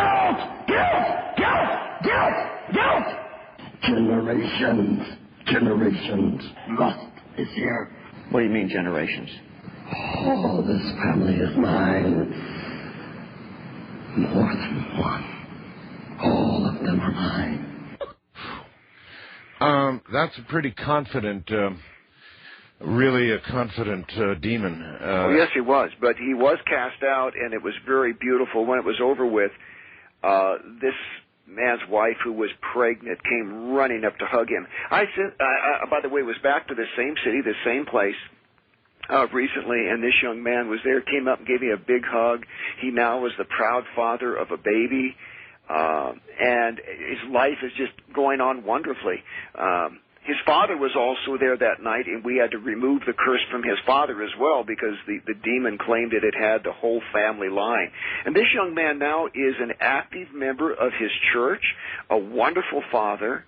I shudder to think, if this evil had not been expelled, what might have become of him. Because I really honestly feel, Art, that many of these people we encounter are on their way to commit a murder. They're on their way to being tomorrow's headline. Mm-hmm. And we are stopping it. And I say we, our teams all over the country, and I always want to emphasize to people, don't look to Bob Larson. I'm a human instrument. I'm sure Father Malachi Martin told you the same thing. Mm-hmm. I'm a human instrument of God.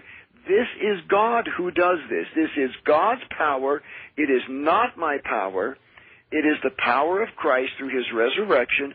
I'm just the human instrument of that. And I guess all of this, does it scare you now, or are you past that? Are you so sure of what you're doing that you're certain there's nothing you can run into? Every week, in every conference, I encounter something I have never seen before. It amazes me, because you'd think after all these years I would have seen it all. I am astounded every single week. There's some strange, weird twist that I would never, a demon doing something that I could never have even my human wildest imagination thought of. And it's always new. It's always fresh.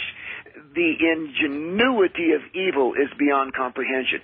But more so is the grace and the love of God. And we must remember that yes, this is scary, but the real story is not the frightening evil that's inside these people, but the love of God that is there to change their lives and make them into healthy, productive, decent people. Could it be that more people in America, I mean, America is a pretty materialistic place. Could it be that more people in America have made that perfect deal with the devil than in the rest of the world? Because in America, everybody wants what everybody else has, and to get there, if that's what it takes, maybe more people here are making that deal than they are anywhere else. Absolutely. That you're very astute. You know, Hollywood doesn't get it right very often, but that Al Pacino movie certainly did get it right. And that's the deal that people have. They don't make it consciously. Yes. They don't just say, I sell my soul for whatever, but in their striving... all they've got to do is say it mentally, right? Yes, yes. And they're striving to become whatever it is they want to become. Nothing stands in their pathway. And when you cross over that line, you become the servant of all that is evil. And God no longer exists in your life as a guiding principle. Reverend, hold on. We'll be right back. The devil went down to Georgia. He was looking for a soul to steal. He was in a bind because he was way behind. He was willing to make a deal. When he came across this young man sewing on a fiddle and playing it hot, and the devil jumped up on a hickory stump and said, boy, let me tell you what. I guess you didn't know it, but I'm a fiddle player too. And if you care to take a dare, I'll make a bet with you. Now, you play pretty good fiddle, boy, but give the devil his due. I bet a fiddle of gold against your soul because I think I'm better than you. The boy said, my name's Johnny, and it might be a sin, but I'll take your bet, and you're going to regret, because I'm the best as ever been. Johnny, you're rosin up your bow and play your fiddle.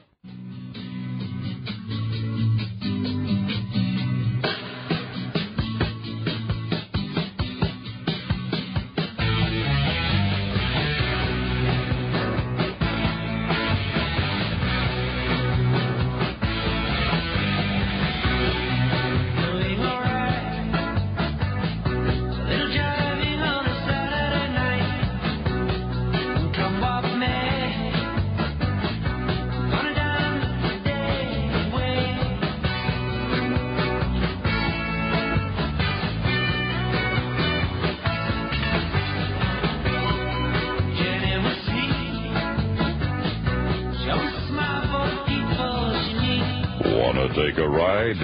Call Art Bell from west of the Rockies at 1-800-618-8255. East of the Rockies at 1-800-825-5033.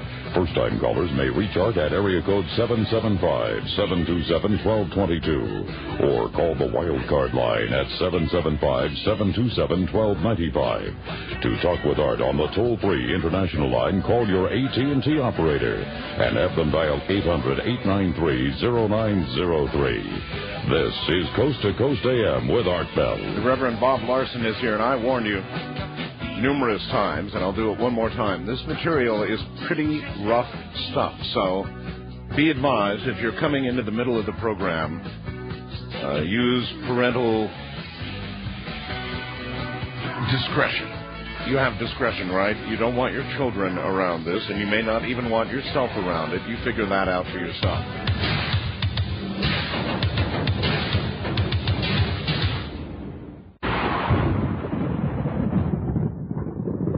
Once again, the Reverend Bob Larson. Bob, somebody asks, Denise actually, in Illinois, is there a finite number of demons? Are there a finite number of demons? And if so, have you ever run into the same demon more than once?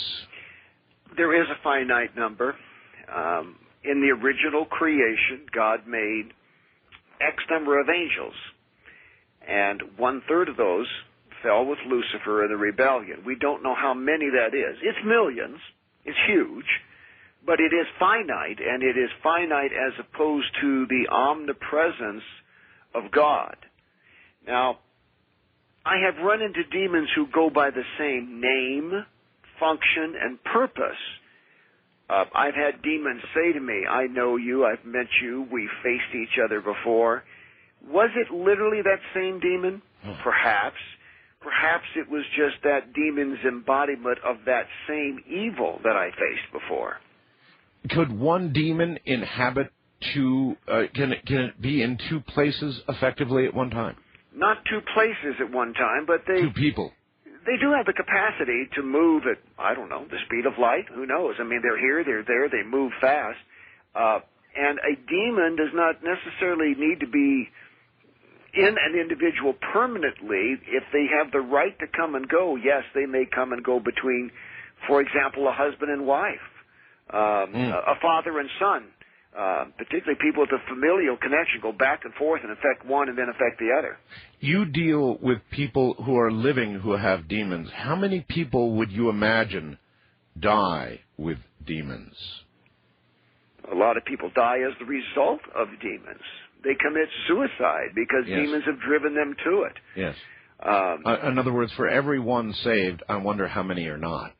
Many. I would even suggest that I and all of our Do What Jesus Did teams are coming close to reaching all those people. That's why I am so fervent in traveling and holding these conferences every weekend to get more people involved in this. You've written how many books? 29 books. The latest is Shock Talk, a novel about exorcism. If you were to recommend a starter book, and we've got lots of links on my page to your books, what should people begin with? Actually, the latest book, Shock Talk, is an excellent starter because it's a novel. It tells a story of a tabloid TV talk show host. And that's a girl who's a cutter self-mutilator who attempts suicide on his national television show, and then he's forced to find out of his own curiosity, what this is all about. And it deals with generational curses, the link to multiple personalities, which is another whole issue we haven't gotten into, and also issues of what we call inner healing, by which the soul is restored. The other one would be the Book of Spiritual Warfare, which is a 500-page encyclopedic reference on everything about demons and angels and witchcraft and Satanism and the supernatural. So Shock Talk or the Book of Spiritual Warfare. Spiritual Warfare. You said multiple personalities. I thought that was a psychiatric disorder. It's more?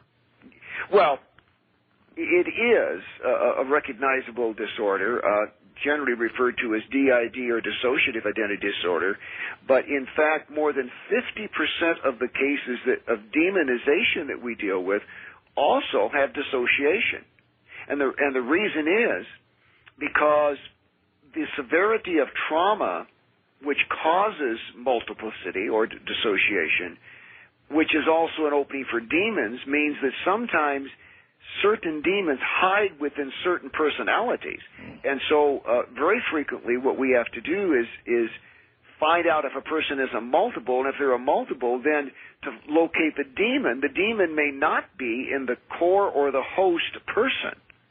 In other words, in that part of the person's soul consciousness, the demon may not be evident. They may be fairly normal. You know, Reverend, something I've always wondered about, our mental hospitals across America are full of people, and I've always wondered what percentage really shouldn't be there. What percentage of the people in the mental institutions across America are actually possessed? It's hard to know, but I often run into demons of insanity, and they will, I mean, it's kind of almost amusing because the demons themselves are almost insane. Their function has so overtaken them, they're loony. But in their lucidity, they will say, I'm about to drive this person crazy. I'm going to send her to a mental institution. Then I'll get her in there, and nobody will ever be able to help her again. They'll just laugh. They just say, I'm going to drive them crazy. That's the way it works. A lot of them never get out. You mentioned Mary earlier. Now, we're up to Mary. Tell me about Mary, Flagstaff. This took place in Flagstaff, Arizona, in a conference. Mary was just seated in the audience and suddenly began to hideously scream. We brought her to the front, worked with her at length, and this demon eventually spoke German and said that her ancestors, I'm trying to remember, were Irish or Italian, I can't remember which, had actually gone to Germany during a time of famine to get food. and sold their souls to someone called Herman the German. And Herman the German was into black magic, and for exchange for their souls, gave them food. Okay. Nice, sweet lady. And but boy, this thing was hideous. Sweet lady. All right, here's Mary. Go right there. Go right there. I confront the spirit of hate right there. I command that spirit. Face me in the name of Jesus. Yeah, you'd have her forever. Yeah, didn't you? Didn't you? Yes, I had her. Is that how you got this? With the hatred toward... Deception! Deception! Deception? What kind of deception? Are you part of a curse? Yes, hundreds of years, hundreds. Yeah, it came down through the family line through her brother, didn't it? And passed on to you, didn't it? Did you deceive her? Yes. How did you deceive her? What did you make her believe? Nobody would find out. Who is chief among Herman! Herman is the man who put the curse on the family, isn't he? Yes. What nationality? German! Können Sie Deutsch, huh? Whew. Yeah. Yeah, I had a number of questions popping up on my computer screen about people speaking in languages. There you are. Oh, my. In every case so far, I would have to say, if somebody's faking this, I can't even imagine how they could do that. These voices do not sound human. Well, and keep in mind, you're hearing just a handful, just a little bit, of hundreds of examples, and a small portion of what may have gone on for an hour, and that this has been witnessed hundreds of times in scores of cities all over America in front of thousands and thousands of people. It amuses me when people say, these people were paid actors, or he sets these people up, because the infrastructure to organize all of that in all these cities would be monumental and impossible. And after all of this time, and the thousands of people, somebody surely would have broken the silence by now and said, "Oh, this was an act." Sure. Oh, absolutely. But these are identifiable people, and we've had 60 Minutes, MSNBC, the New York Times, LA Times investigate this. Talk to many of these people afterwards. Go into their homes with television cameras. Yeah, but you've got to understand why people do this, why they want to squash this and prove that it's some kind of fraud or fake. They want to, obviously, because the alternative is to have to believe that it's true. Well, to believe that it's true means that then each individual has to deal with the possibility of evil in his own life. Precisely. And, the person who is hearing these voices talking about lying, cheating, murder, hatred, and mayhem, then has to ask himself, is it possible that I have ever harbored those feelings in my own heart? And if so, could I have given in to this kind of evil? And for some people who don't want to believe in God, that's a step they don't want to take. Is there any... In the examples we have here, we have more men than women. In fact, I think Mary is the only woman we have. Now, is there any pattern to possession? Are more men possessed than women? Or no, we just happen to, I think, to have chosen these examples because the demons in men seem to be more verbally dramatic. But it actually is more women than men. Women are far more prevalent. Because, as I said earlier in the show, abuse issues are so prominent, and so more women are victimized by violation. Okay, one more time, folks, with Mary. She's the only example of a woman we have tonight. Go right there. I confront the spirit of hate right there. I command that spirit. Face me in the name of Jesus. You thought you'd have her forever. Yeah, didn't you? Didn't you? Yes, I had her. Is that how you got this? With the hatred toward... Deception! Deception? What kind of deception? Are you part of a curse? Yes, hundreds of years. Yeah, it came down through the family line through her brother, didn't it? And passed on to you, didn't it? Did you deceive her? Yes. How did you deceive her? What did you make her believe? Nobody would find out. Who is chief among them? Herman! Herman is the man who put the curse on the family, isn't he? Yes, that. What nationality? German! Können Sie Deutsch, ja? Yes, The more you listen, the more you're able, even from these short clips, the more you're able to pick out. So these generational curses are frequent. Oh, yes, they are. Far more frequent than one would imagine.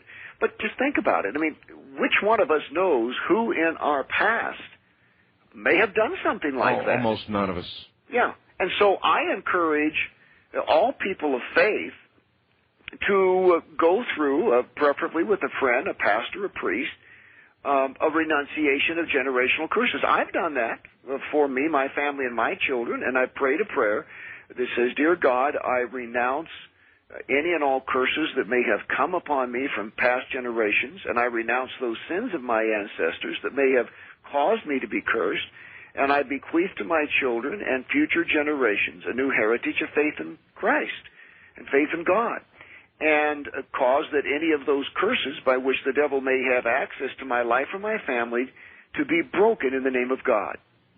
And by doing that, I mean, it sounds so simple to say that, but the devil, I tell people, if you're going to deal with the devil, you have to act like a lawyer and think like a judge, because these things operate in a very technical spiritual universe. And a curse is a legal document of sorts. And so you just declare it null and void, and then it's broken. But so many people have never articulated that simple prayer that I said a moment ago, and they are vulnerable. So anyone in this audience who has faith in God can say that and break that and be free from it. Do you have these... And then they need to come to our conferences and get an exorcism. Understand. Do you have these sound clips on your website as well? Actually, we've never done that. We probably should do that. In fact, ought to put them up there tomorrow. Mm-hmm. I would assume, again, these are very short. It would be interesting sometime, perhaps in a future appearance, Reverend, if you were to bring a substantial portion of a very serious one to listen to. Well, actually, when I say we don't have these clips, we do archive some of our own radio shows on our website, boblarson.org, and they can download past shows in which I have played longer versions of these. Okay. And, for example, we just did a show earlier this week that would be in our archives of a woman who was Polish and whose parents were put in the Hitler's death camps. And a spirit of death then followed that family. And then when they were released from the camps and immigrated to South America, to Caracas, Venezuela, she then was molested as a child, and these spirits then took control of her. All right, we've got, I think, a very short one we can do. This is Tony in Minneapolis. What's the story on Tony? Very, very interesting. You know, a lot of times people think that, if I'm going to get a demon, I have to do something really bad. Sometimes it's a fairly small opening if there's a pre-existing vulnerability. Tony's father, first of all, he just erupted in the audience, and I had no idea what the story was, but I learned later that his father had wanted to murder his father's mother, had wanted to murder other family members, and had thought about it and planned it. Well, this young man was working in a kitchen in a restaurant, and someone accidentally spilled some frying grease on him, and he sustained some serious burns to his body. Well, while he was in this state of physical torment with his grease burning his body, his employer and fellow employees were reluctant to call 911 an emergency because they were afraid they were going to get in a lawsuit.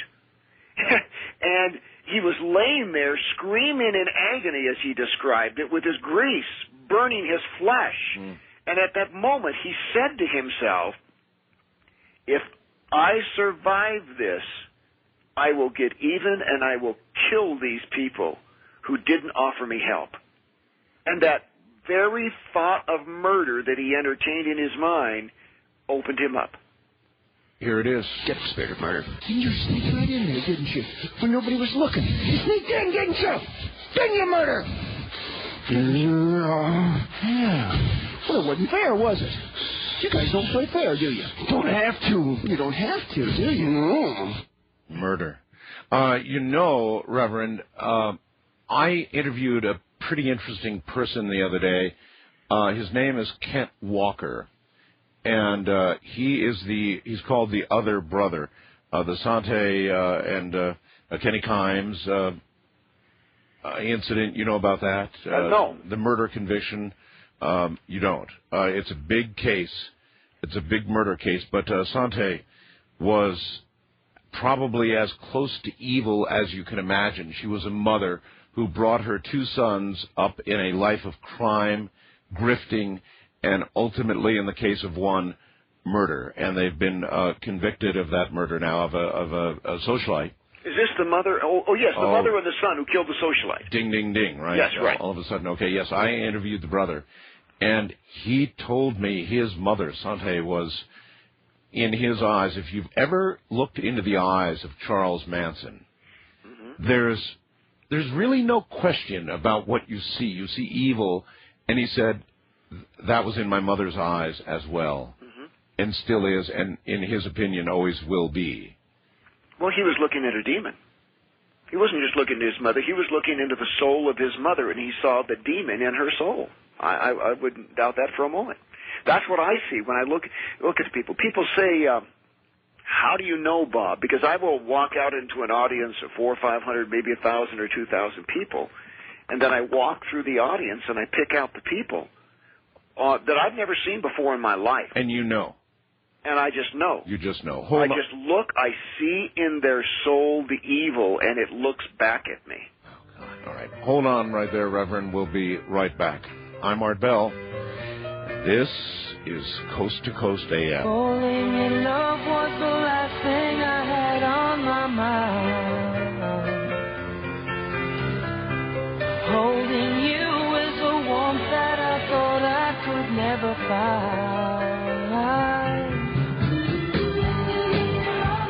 Just trying to decide or stay by your side. I know I could cry. I just can't find the answer to the questions that keep going through my mind.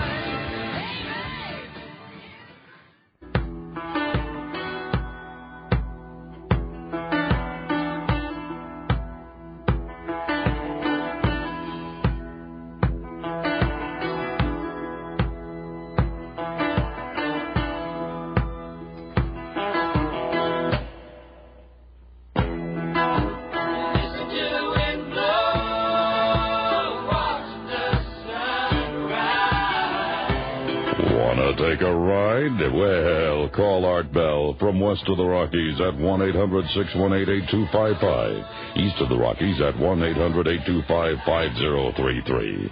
First-time callers may reach Art at 1-775-727-1222. The wild card line is open at 1-775-727-1295.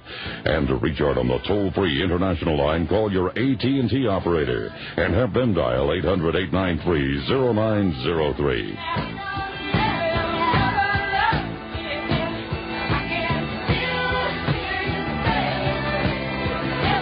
Good morning.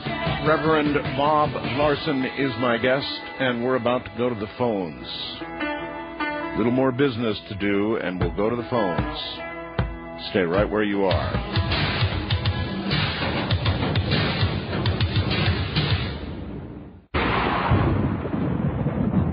Reverend, David in Los Angeles asks whether, as in the movie The Exorcist, can the possessed at times ever actually physically manifest anything like levitation, moving objects, that sort of thing? It's rare. I have seen it happen. It's not common. Satan seems to be somewhat limited in that realm. The movie was a little bit of an exaggeration, but it was a composite of a number of things. I have seen it, but it's rare. I understand, actually, that that exorcism was, in other words, it was based, though, on one real story that I think occurred in Missouri, perhaps? Yes. No, that's true. Sorry. All right, we have one more that I would like to get to that occurred apparently in Anchorage with Brent. Well, excuse me, I mentioned this a little earlier. This was the young man dressed in a suit and tie, church usher, Bible school student, who had no idea, neither did anybody in the church have any idea, that there could have been anything like this in him. And he was just seated comfortably in the aisle of the church, and I felt this strong spiritual impression to go to him, to pray for him. And I thought, well, he's a very unlikely person. And I usually carry with me when I pray anointing oil. And anointing oil represents the presence of the Holy Spirit. Mm-hmm. And I often when I approach people, I will make the sign of the cross in the name of the Father, the Son, and the Holy Spirit on their head. I reached over to do that. He exploded, flew out of the pew. This is a heavily edited excerpt. The F word was just pouring out of his mouth, and in this sedate Baptist church, the place was in a state of shock. So in other words, what you're about to hear, you've got to imagine the rest. It's a sanitized version. All right, here we go. Didn't think I'd find you, did you? No. 25 generations? Yes. Well, you've been there a long time. Must not want to give up this body, huh? No. But he's a child of God. You don't have legal right anymore, do you? Do you? No. Now, blasphemy, I put an angel on your left, on your right, behind you, and in front of you. Stronger than your angels. Blasphemy. What is the key to this curse? Tell me! He was dedicated to Satan for future generations. 25 generations ago? Yes. The bloodline was dedicated to the devil? Good Lord. 25 generations ago. He didn't know it. His family didn't know it. Studying for the ministry, this evil was down inside him. And it was violent, very violent. That's incredible. All right. Let's take a few calls here through the top of the hour and see what we get. Who knows? First time caller line, you're on the air with Reverend Larson. Hello. All right, thanks a lot, Art. Good morning, Mr. Larson. My name's Jeremy. I'm calling from C-Fun Radio in Vancouver. Mm-hmm. And Mr. Larson, you stated earlier in the show, I guess last hour, you were talking about the witchcraft and how the earth and sun and water and fire was just maybe a convenient way to, explain that magic and their powers. But what do you think about, maybe Christianity being a simple way to explain your powers, right? Like a convenient way to describe what you do. Fair question, I suppose, yes. Yeah, I'm sure that an individual could suggest that. I happen to believe that Christianity is a God-revealed religion through the Old Testament onward, and that it is the true faith of the only living and true God. I respect the right that other people may disagree with that, but that's what I believe. All right. Wildcard line, you're on the air with Reverend Larson. Hello. Hello there. Hi, Bob. Hello.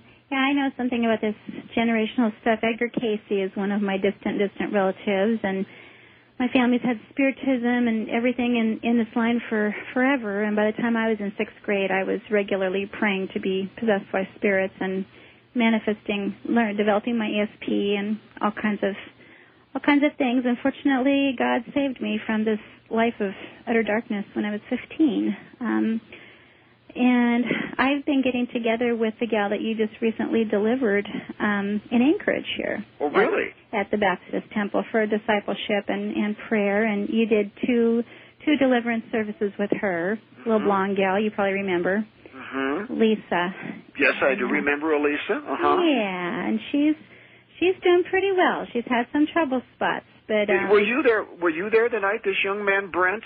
No, I was not there at any of the services, but we have, I've been doing, kind of some counseling and follow-up ministry with her since that time. And anyway, just thought you would be interested to hear that she's doing pretty well, and I'm just trying to focus her on, kind of prayer of quiet and healing and focusing on the love of Jesus and her Heavenly Father, because she was abused and all that. And But I have a concern, and that is that with my background and in spiritism and witchcraft and all this kind of stuff, I listen to Art regularly, and Art, I love you, and I pray for your audience for protection over them and over you, particularly because this is, if you listen at a regular rate, Bob, you would know that this audience is very open to all kinds of different occultic influences in their lives. And Art, my burden for you is I really believe that there is a loving and well-intentioned witchcraft influence in your life at your right hand. You know there is. And you are in danger. And this is a man who can give you some counsel in this area. I pray for you regularly. All right. Well, you're right about that. I'm certainly open to everything. And I suppose a lot of people would consider that to be very foolish and very dangerous to be open to nearly everything. But that's the edge that I live on, I suppose. All right. Onward, eastward, actually. East of the Rockies, you're on the air with Reverend Larson. Hi. Hello. Hello? Yes, you're on the air, sir. Hi there. Yeah, I was at the conference in the Detroit area on Friday night with Bob Larson. Really? Yeah, and I sat right in the front row, and I witnessed firsthand the exorcism of a woman named Lashandra. And when this demon began to manifest in her, to look at her, it's like Bob was saying, when you look in a person's eyes, you can see the evil, and it was quite terrifying. Well, I could clearly and obviously what we played tonight, it was terrifying, and you could hear it, and you're telling me that when you were actually physically there, the visual was as terrifying as what we're hearing. Yes. And he worked with her for, I'm guessing, around an hour or so, on and off.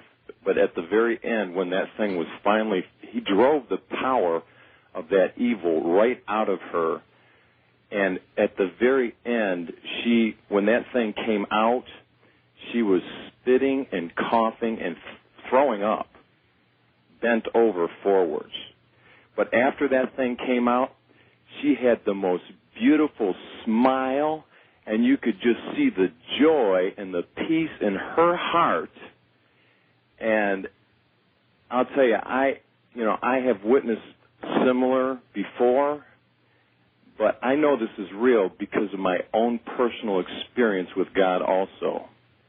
I met God personally roughly 9 years ago, through a little tiny prayer group in the Detroit area, several Christians praying together, worshiping God.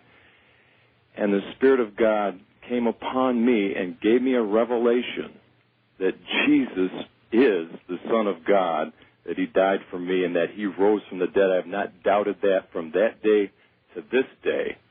And I know for a fact that he is the only way. He himself said, I am the way, I am the truth, I am the life. He said, nobody comes to the Father but through him. Well, that's very interesting, except I'm still puzzled by the fact that we apparently have more evil present, more entities waiting to take over whatever they can get in America than we do in all of these non-Christian nations almost put together. It's a great... If you think about it, Art, why wouldn't America be the target? Because America is the most gracious, philanthropic, compassionate nation on earth, in spite of all its evil. Why wouldn't the devil target America, that has the greatest capacity to alleviate the suffering of humanity around the globe? Yes, but he spoke of the only way, and the only way, he said, and I've heard that said by so many Christians. Fine, the only way. Well, all of these other nations that don't take that path at all, and they don't seem bothered.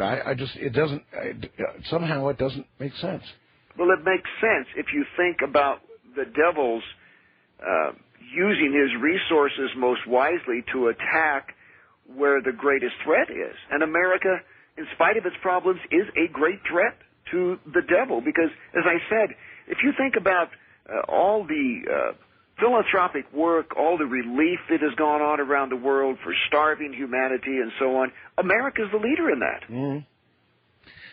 After you've done a long exorcism, how does that leave you at the end? Are you drained? Is this work as hard and draining as it sounds, as spiritually draining?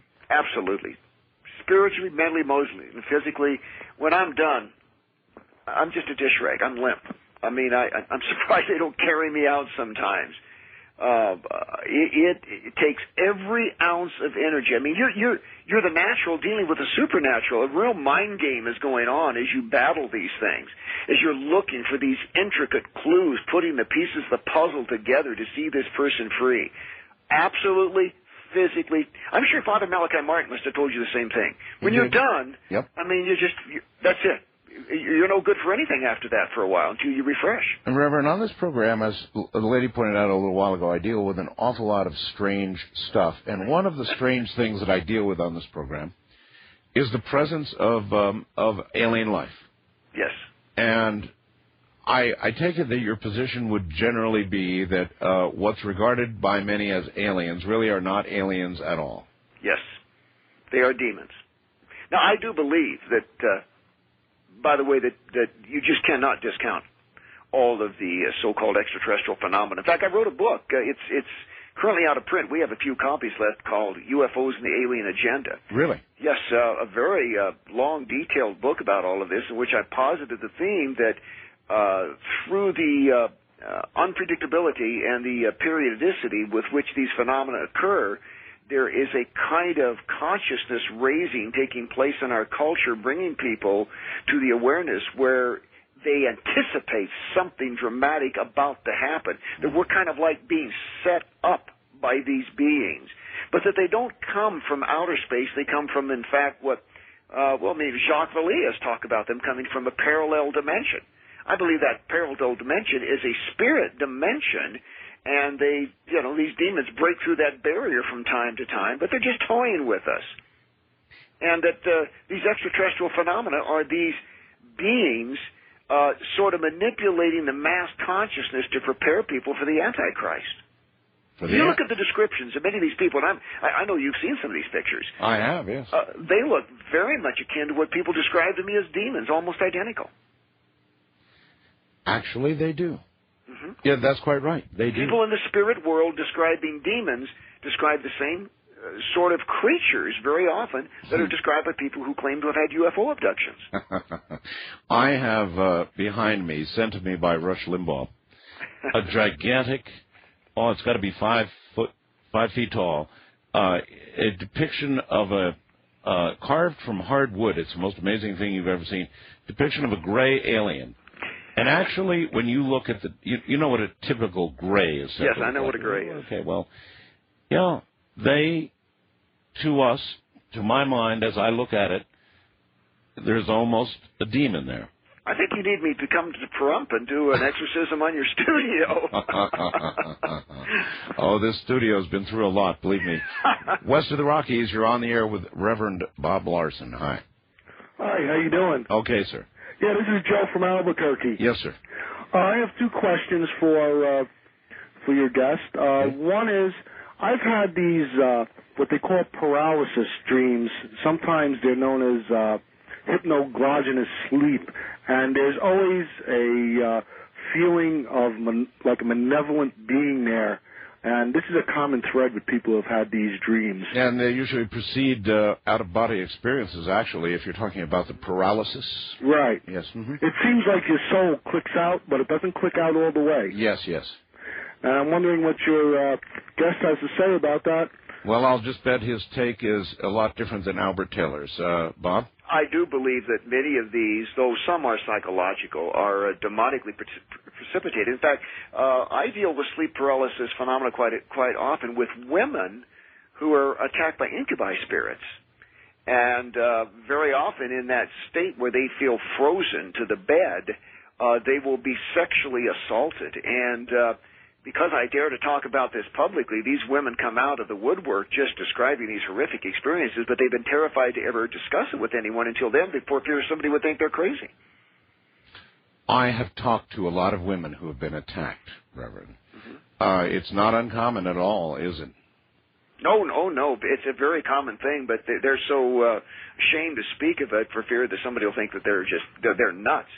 But if you think about it, in that sort of dreamlike intermittent state between the state of dream consciousness and awake consciousness, there is a kind of spiritual vulnerability where all sorts of strange things can occur, out-of-the-body experiences, very spontaneous spiritual phenomena, including the attack of spirit beings which may seek physical cohabitation.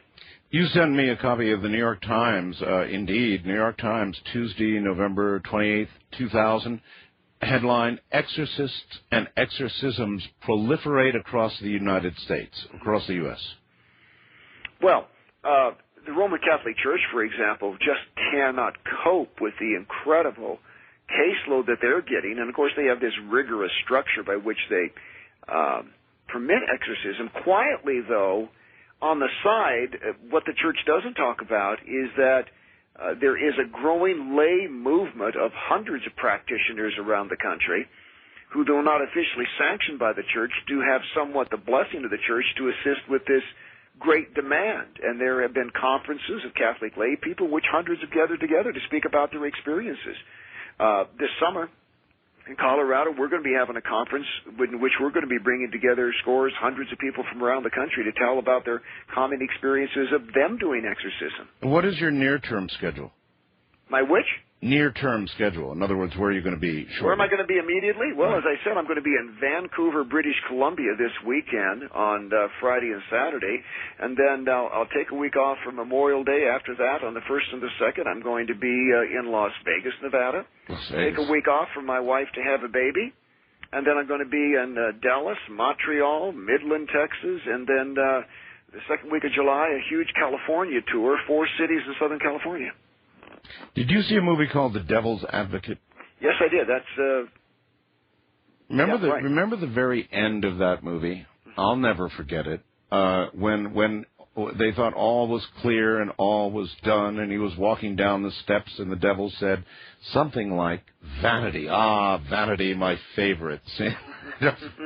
What an incredible end that was. Yes. Well, it has been.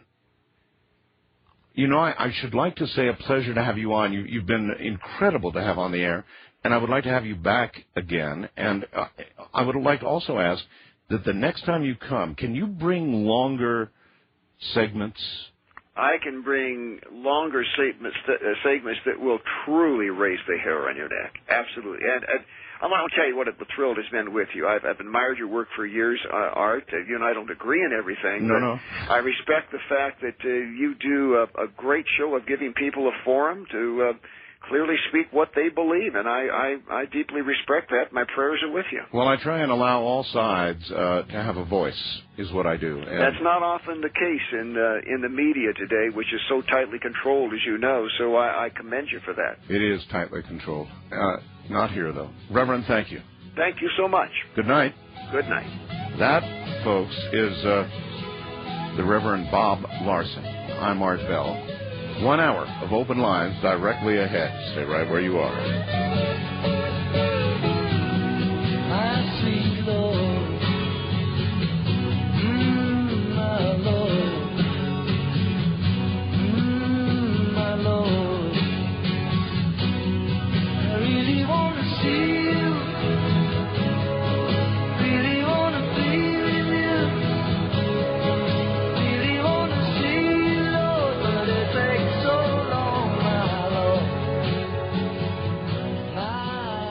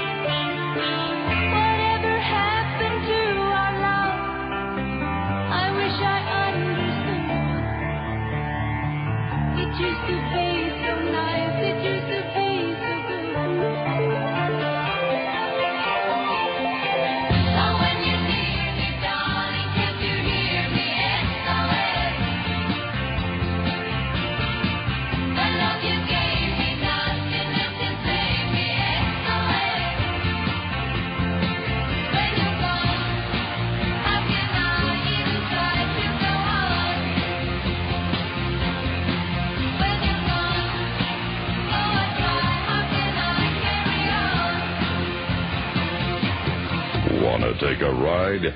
Call Art Bell from west of the Rockies at 1-800-618-8255. East of the Rockies, 1-800-825-5033. First-time callers may reach Art at 1-775-727-1222. The wildcard line is open at 1-775-727-1295. And to call Art on the toll-free international line, call your AT&T operator and have them dial 800-893-0903. This is Coast to Coast AM with Art Bell from the Kingdom of Nile. Good morning from the high desert. Well, how do you feel? Huh? Last night we had Matthew Alper. This night we had Reverend Bob Larson. You think that was an error in scheduling? I planned it that way. Your head should be twirling like Linda's. And that was the whole idea. From here, where do we go? Well, tomorrow night, for example, Paul Smith and Russell Targ will be here. Both of them in the original remote viewing program. So we'll shift gears again tomorrow night. This hour, open lines coming up.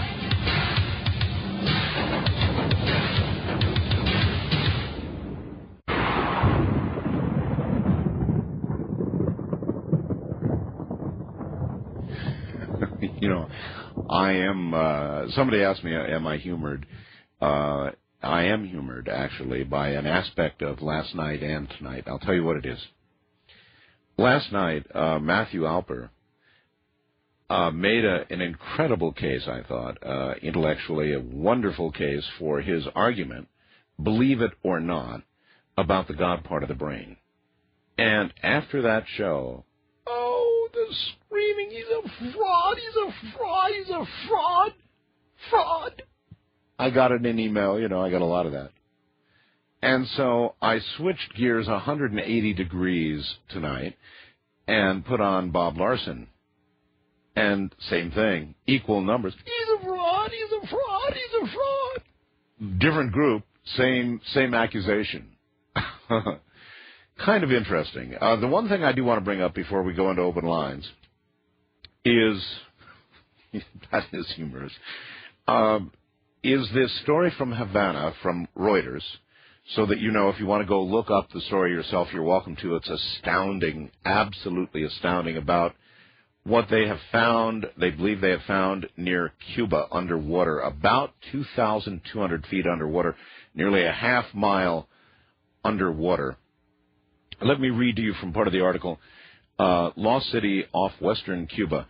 Most intriguingly, researchers using sonar equipment have discovered at a depth of about 2,200 feet a huge land plateau with clear images, repeat, clear images of what appears to be urban development, partly covered by sand. From above, the shapes resemble pyramids, roads, and buildings. ADC is excited but reluctant to speculate until a joint investigation with the Cuban Academy of Sciences and the U.S. National Geographic Society takes place early this summer. It is stunning. What we see in our high-resolution sonar images are limitless rolling white sand plains, and in the middle of this beautiful white sand, there are clear, man-made, large-size architectural designs. It looks like when you fly over an urban development in a plane and you see highways, tunnels, and buildings. We don't know yet what it is, and we don't have the videotaped evidence of this yet, but we do not believe that nature is capable of producing planned, symmetrical architecture unless it's a miracle.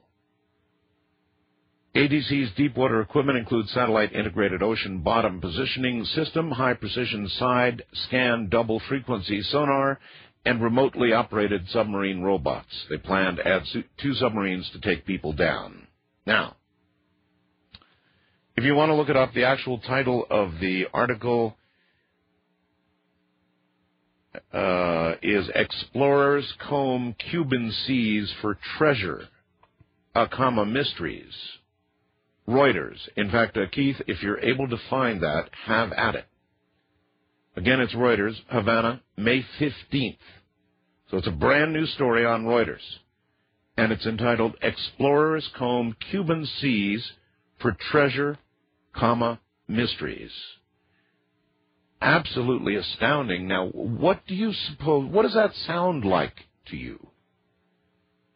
When they're saying they found a city, they found architectural designed buildings, they found roads, they found a civilization almost a half mile under the sea. What do you think they found? All right. Open lines. East of the Rockies, you're on the air. Good morning. Hi. All right. I have 3 comments. All religions, white witchcraft, and aliens about what the Reverend said. First of all, I feel that all religions have something in them, and that God really cannot be contained in one religion because he's so great. And nobody could really know what's in God's mind, but I have an idea. Well, yeah, but the problem with all that is that you might say that, but the religions don't say that. They all say, we are the only path, the only path. And if you do anything else, you're going straight, well, you know where. Yeah, I know what they say, but my own personal belief is that God is like testing us to see how we take care of each other and how we respect each other. Well, a lot of the religions would say, fine, you say that, and you're going straight to hell, because you haven't found the path. And if you don't find the right path, our path, then you're doomed. Well, I don't know what God... I think it's the greatest hubris in the world to say, I know what God thinks. God changes his mind, perhaps. I mean, I don't know. I can only guess. But this is my opinion, and I think that, you know, God is gentle and loving, and he loves everybody. I think the truest words said were when Christ said, forgive them, God forgive them, for they know not what they do. Right. And I really believe that God loves everybody if God is love. Well, I don't know about that. I don't know about that. I don't know how... It depends on how you feel about evil. Do you think that a man's free will is man's free will, or do you think that people like Manson, Santi, people like that are possessed? If they are possessed, then maybe God loves the possessed as well. You would certainly have to imagine that. West of the Rockies, you're on the air. Good morning. Oh, hi, Art. Hello. How's it going? This is John in Northern Idaho. Yes, sir. KSPT 1400 on the AM side. Thank you. Interesting show tonight. Mm-hmm. Has he been on before with you? I don't think I Never. No, very good. Although I think he made a couple of mistakes on his origin for demons. Really? Where do you think they're from? Well, he drew on Revelation 12 as Satan being cast down to earth.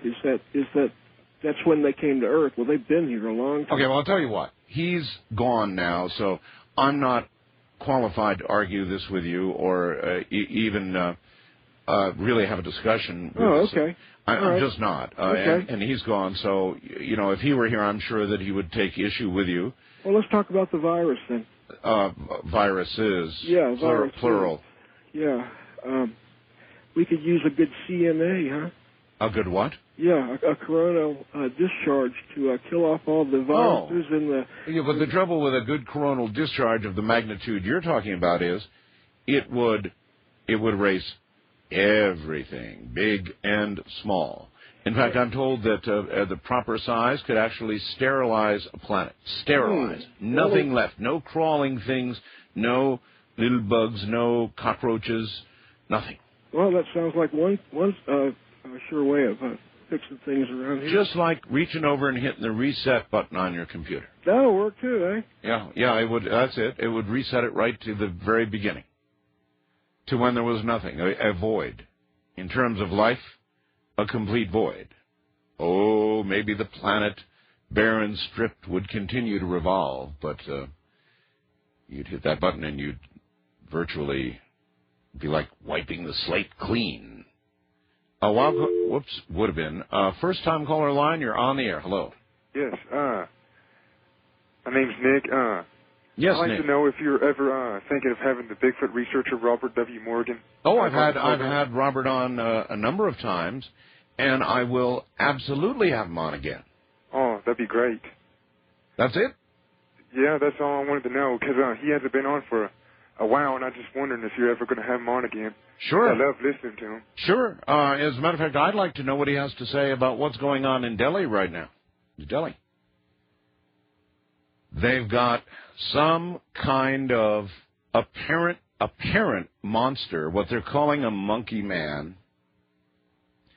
And at this point, the damage from this creature, whatever it is becoming so extensive that it's becoming difficult to believe that it might be, as some suspect there, a man in some kind of monkey suit. I mean, he has been attacking relentlessly and breaking bones and seriously injuring people and, I suppose, killing people. So this is very serious, whatever it is. Maybe it's a man, but doesn't sound like it. West of the Rockies, you're on the air. Hello. Good morning. Good morning. I'm listening to you from KENI in Anchorage, Alaska. Anchorage, Alaska. Yes. And I didn't realize that you were off the air for a while. I know Chuck Harder went off for a while, but I do have For the People newsletters from him occasionally. Mm-hmm. Yes, I was off for a while. But he's on... About 10 months, actually, so you must be an infrequent visitor. I listened a few years back, and then Chuck Harder went off, and I guess I stopped listening for a while. You were Chuckless. Yeah, I really enjoy your show, too. It's quite entertaining. I actually interviewed Chuck a number of years ago. You did? Mm-hmm. Oh, I missed it. Didn't know that, huh? No. But since I've been listening, you said your wife was doing some remote viewing? No. She was not going to try that. No, I know what you're talking about. Ed Dames has a new package out, a very simple package that has a lot of sealed envelopes in it so that you can give it a try. And yes, she is going to try that, yes. Oh, okay. I was just wondering how her progress was. No, nothing to report yet. She hasn't done it yet. We have so many things on our table, and when she does, I certainly will let you know how she does. The idea, it's kind of a unique idea when you really think about it. It will test, what he's offering will test the average person's natural remote viewing or psychic ability, depending on how you want to look at it. A very unique package, all sealed envelopes, and so you get an opportunity to try and draw pictures of what is in that envelope. And that's how remote viewing actually works. It's the beginning or the basis of remote viewing, and a lot of people are going to get a lot of surprises, I suspect. First-time caller line, you're on the air. Hello. Hello, is it Art? Yep. Hi, this is Kevin in Sedona. Hi, Kevin. Sedona. I'm sorry I missed Bob. I had a question for him. I was just... I'm sorry you missed him, too, but he is now gone, so I can't answer it. I caught the program. He may have already mentioned it. Did he mention anything? He talks about the demons being removed from people, but did he mention that can they be destroyed at all? Or no, what he did say was that when a demon is removed, I asked, where does it go? And he said, back to where it came from. Yeah. In other words, back to hell. Yeah, I heard that part. It kind of sounds like sending an enemy soldier back to his home camp so he can be fixed up to send out again. Yeah, it's a good point. It is a good point. And he did say that they can then inhabit, if they find a likely subject, they can inhabit a human body again. It can happen again. It's not like they're sent away forever. Yeah. I also had another question that I've thought about, and it kind of relates to a lot of different things going on, including all the alien sightings, the Earth changes, the demons, and all of the what seems to be craziness coming out in our world. Nobody's ever addressed our galactic position. Well, our galactic position is rather remote. If you look at where the Earth and our Sun is, compared to the rest of everything, we're kind of in the suburbs here. Yeah, I know, but we're rotating in the galaxy. Constantly, yes. And we have recently come into a new region of space that some say is more energetic than where we have been. So I have heard, yes. And just wondering what that change in conditioning on us has to do with all these changes taking place and coinciding with all the calendars coming to their... Like the Mayan calendar coming to a close? Yeah. I don't know. I only know that I observe that we are in the middle of a momentous change that's rapidly headed toward something. Mm-hmm. And it seems like all people on all sides, whether it's a Reverend Larson or a Matthew Alper or somebody who says they're channeling somebody or various remote viewers who run up against what they call brick walls, or, all of these people are basically saying the same thing. So while you might dismiss any one of them, collectively, I'm not so sure you can. Now, what's going to happen? I don't know. Is it all? I've often wondered, though, is it all part of a long-term evolutionary cycle of our development on this planet as we move through these various stages of our galaxy? Look what they're finding half a mile below the ocean near Cuba. That's amazing. All right, it's amazing. Now, think about it for a moment. Maybe that means that there was another civilization on this earth at one time, and we're just now discovering the remnants of it. People have frequently said, oh, that couldn't be. If there was another civilization, where are the roads? Where are the buildings? Guess what? Maybe we just found some. Yeah. So it may be that humans, life comes and goes. Yeah. And to be that deep, it must have been there quite a while ago, because the oceans 12,000 years ago were 100 feet lower. Hear, hear. So if it's that deep down, it could have been there tens of thousands of years ago. That's actually very deep. The whole myth, so-called story of Atlantis. Yeah, that's exactly. That's right. And that is where many have speculated Atlantis might be. That's an astounding story. That's why I said, Keith, if you're able to find it, the Reuters story, I sure would like to get it up on the website so people can read the entire story. It's a lot longer than what I have read. Of course, U.S. companies are embargoed and not allowed to participate in any investigation because of our lack of relationship with Cuba, Castro's Cuba. West of the Rockies, you're on the air. Hi. Morning, Art. Good morning. That was a great show tonight. In the Bible, it says there was a race on earth before man, and I'm just wondering with that city. I mean, you never know. I've got an idea for a guest that I think will put chills down your back. This guy just won the Associated Press Broadcast Award for investigative journalism, and the story went on to win the Edgar Murrow Award, which I guess is a pretty big deal. But a few years ago, who is he? His name's John Stevens. John Stevens, and what does John Stevens do? Investigative producer / reporter, but he used to be a detective, and years ago in Oregon, he stumbled onto, I guess you'd call it a plot. There was an agency that was basically taking young women, and they were receiving money from the state and so on, and they were teaching them that there was going to be a war between good and evil, and that they should choose the dark side. This made it to television. I'm not kidding. It put chills down your back, but. Last Halloween, he was the only reporter that was invited to... I'll tell you what, I don't have a lot of time here, so send me information, email it to me, artbell@mindspring.com, about how I can get hold of him, and I will proceed to try and do so. I just sent a little memento to the people who are making a movie. Columbia Pictures is making a movie, and I'll tell you what I inscribed on the picture in a moment.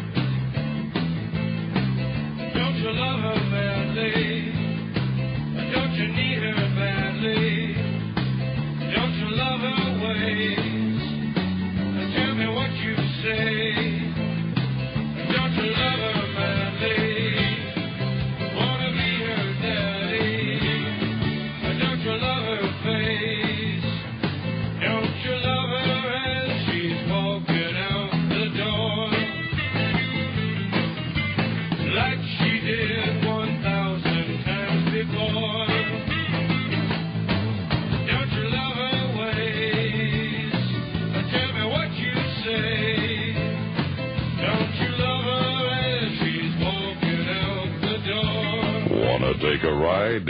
Call Art Bell from west of the Rockies at 1-800-618-8255. East of the Rockies at 1-800-825-5033. First-time callers may reach Art at area code 775-727-1222. Or call the wildcard line at 775-727-1295. To talk with Art on the toll-free international line, call your AT&T operator and have them dial 800-893-0903. Morning, everybody. How you holding up, huh? Try and imagine in the depths of the ocean, almost a half a mile below Cuba, there's a city. Now, what do you think that might be, huh? We'll be right back. One more segment.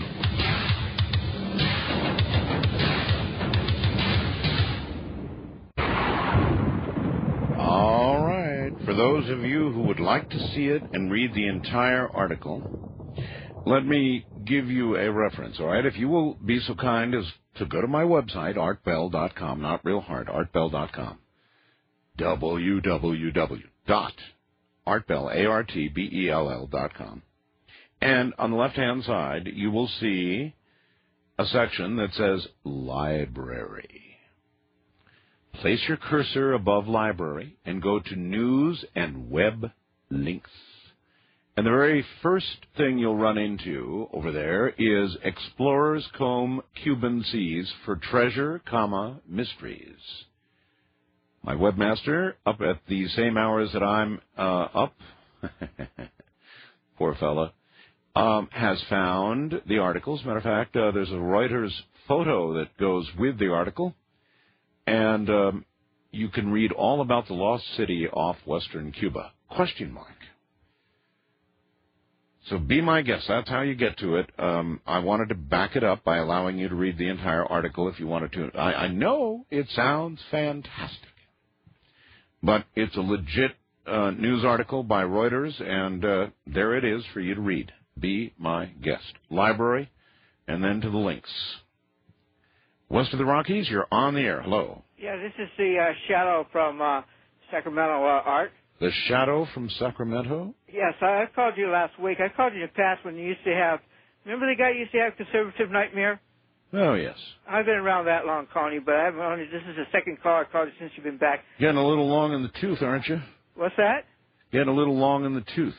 Yeah, I just missing one in the front, actually. Oh. Anyway, I agree with Bob Larson. In fact, I wanted to call you up and say the same things that Bob Larson. I believe exactly, that a lot of this stuff about the UFOs and stuff. Yes. He said, or demons.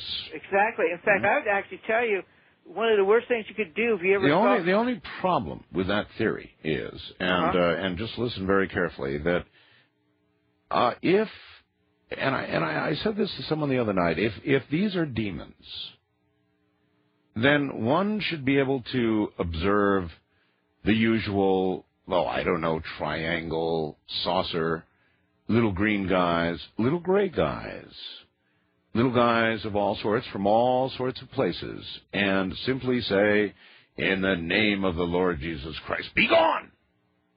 And they should be gone, as Bob Larson is able to cast out demons. But it just doesn't seem to work that way. Does it? Now, if you can't cast them away in that same manner, then why can we not imagine that there are both? That there are demons of the type Reverend Larson deals with, and other exorcists, and that there are also visitors from elsewhere. They would not so easily be cast away, would they? They might not even know whose name you're using. West of the Rockies, you're on the air. No, now you're on the air. Hello. Hi, this is Chris from Sacramento. Hello, Chris. I was just having a question. You were talking about demons, actually. Well, not you, but your guest was talking about demons inhabiting people's bodies. Yep. And I was wondering if angels could do the same. I think the answer was given during the program. Angels would be representatives of the good guy, right? Well, in my terms, yeah. Yeah, in your terms, or in most people's terms. Yes, most people. And what Reverend Larson said was that a God who created us would be unlikely to, and gave us free will as well, would be unlikely himself or his representatives to take that away from us and possess us. Well, wouldn't make much sense, would it? no, but advice is more along the lines I was questioning, like somewhat intervention from above. Well, intervention and possession are very different animals. And there are plenty of stories of angelic intervention that have been told by many. By the way, next week, what is today anyway? Today would be the 16th. Yeah, next week. We're going to have a man who is going to give, you remember Sarah's description and her NDE, right? This NDE is going to make Sarah sound like a picnic. And that was pretty rough stuff, or at least that's what I'm told. Dr. Jeff Long, the same man who brought us Sarah, has decided to bring us a man who's going to tell us about a trip that he made to hell next week. First time caller line, you're on the air. Hello. Hi, Art. This is Brett from Seattle. Hi, Brett. Yeah, I've been listening to your show for, 5-6 years now. Long time, huh? Yeah, long time, And I was just really, really surprised that you had Bob Larson on, of all people. Why? I'll have anybody on. Yeah, well, pretty much. Yeah, you're right. But, he's a highly, highly documented fraud. Well, according to you. Well, I had, that's what I said earlier. Fraud.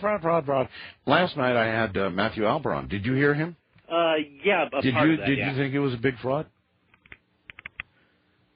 Hello? Yeah, I heard a portion of that. My question was, did you think he was a big fraud? Not necessarily. I'd have to look into it more, but Bob Larson's somebody I've really looked into. Well, fine. But, lots of other people wrote and said, I've looked into Matthew Alper, and he's anti-God. He's just an atheist who's anti-God, and he's a big fraud. Everything he said is fraudulent, and they will quote me scripture to prove it. So I guess, frauds are, they're depending on your perspective. And I have people here who are out on every sort of edge you can imagine. I'm on the edge, and I bring people here who are on the edge.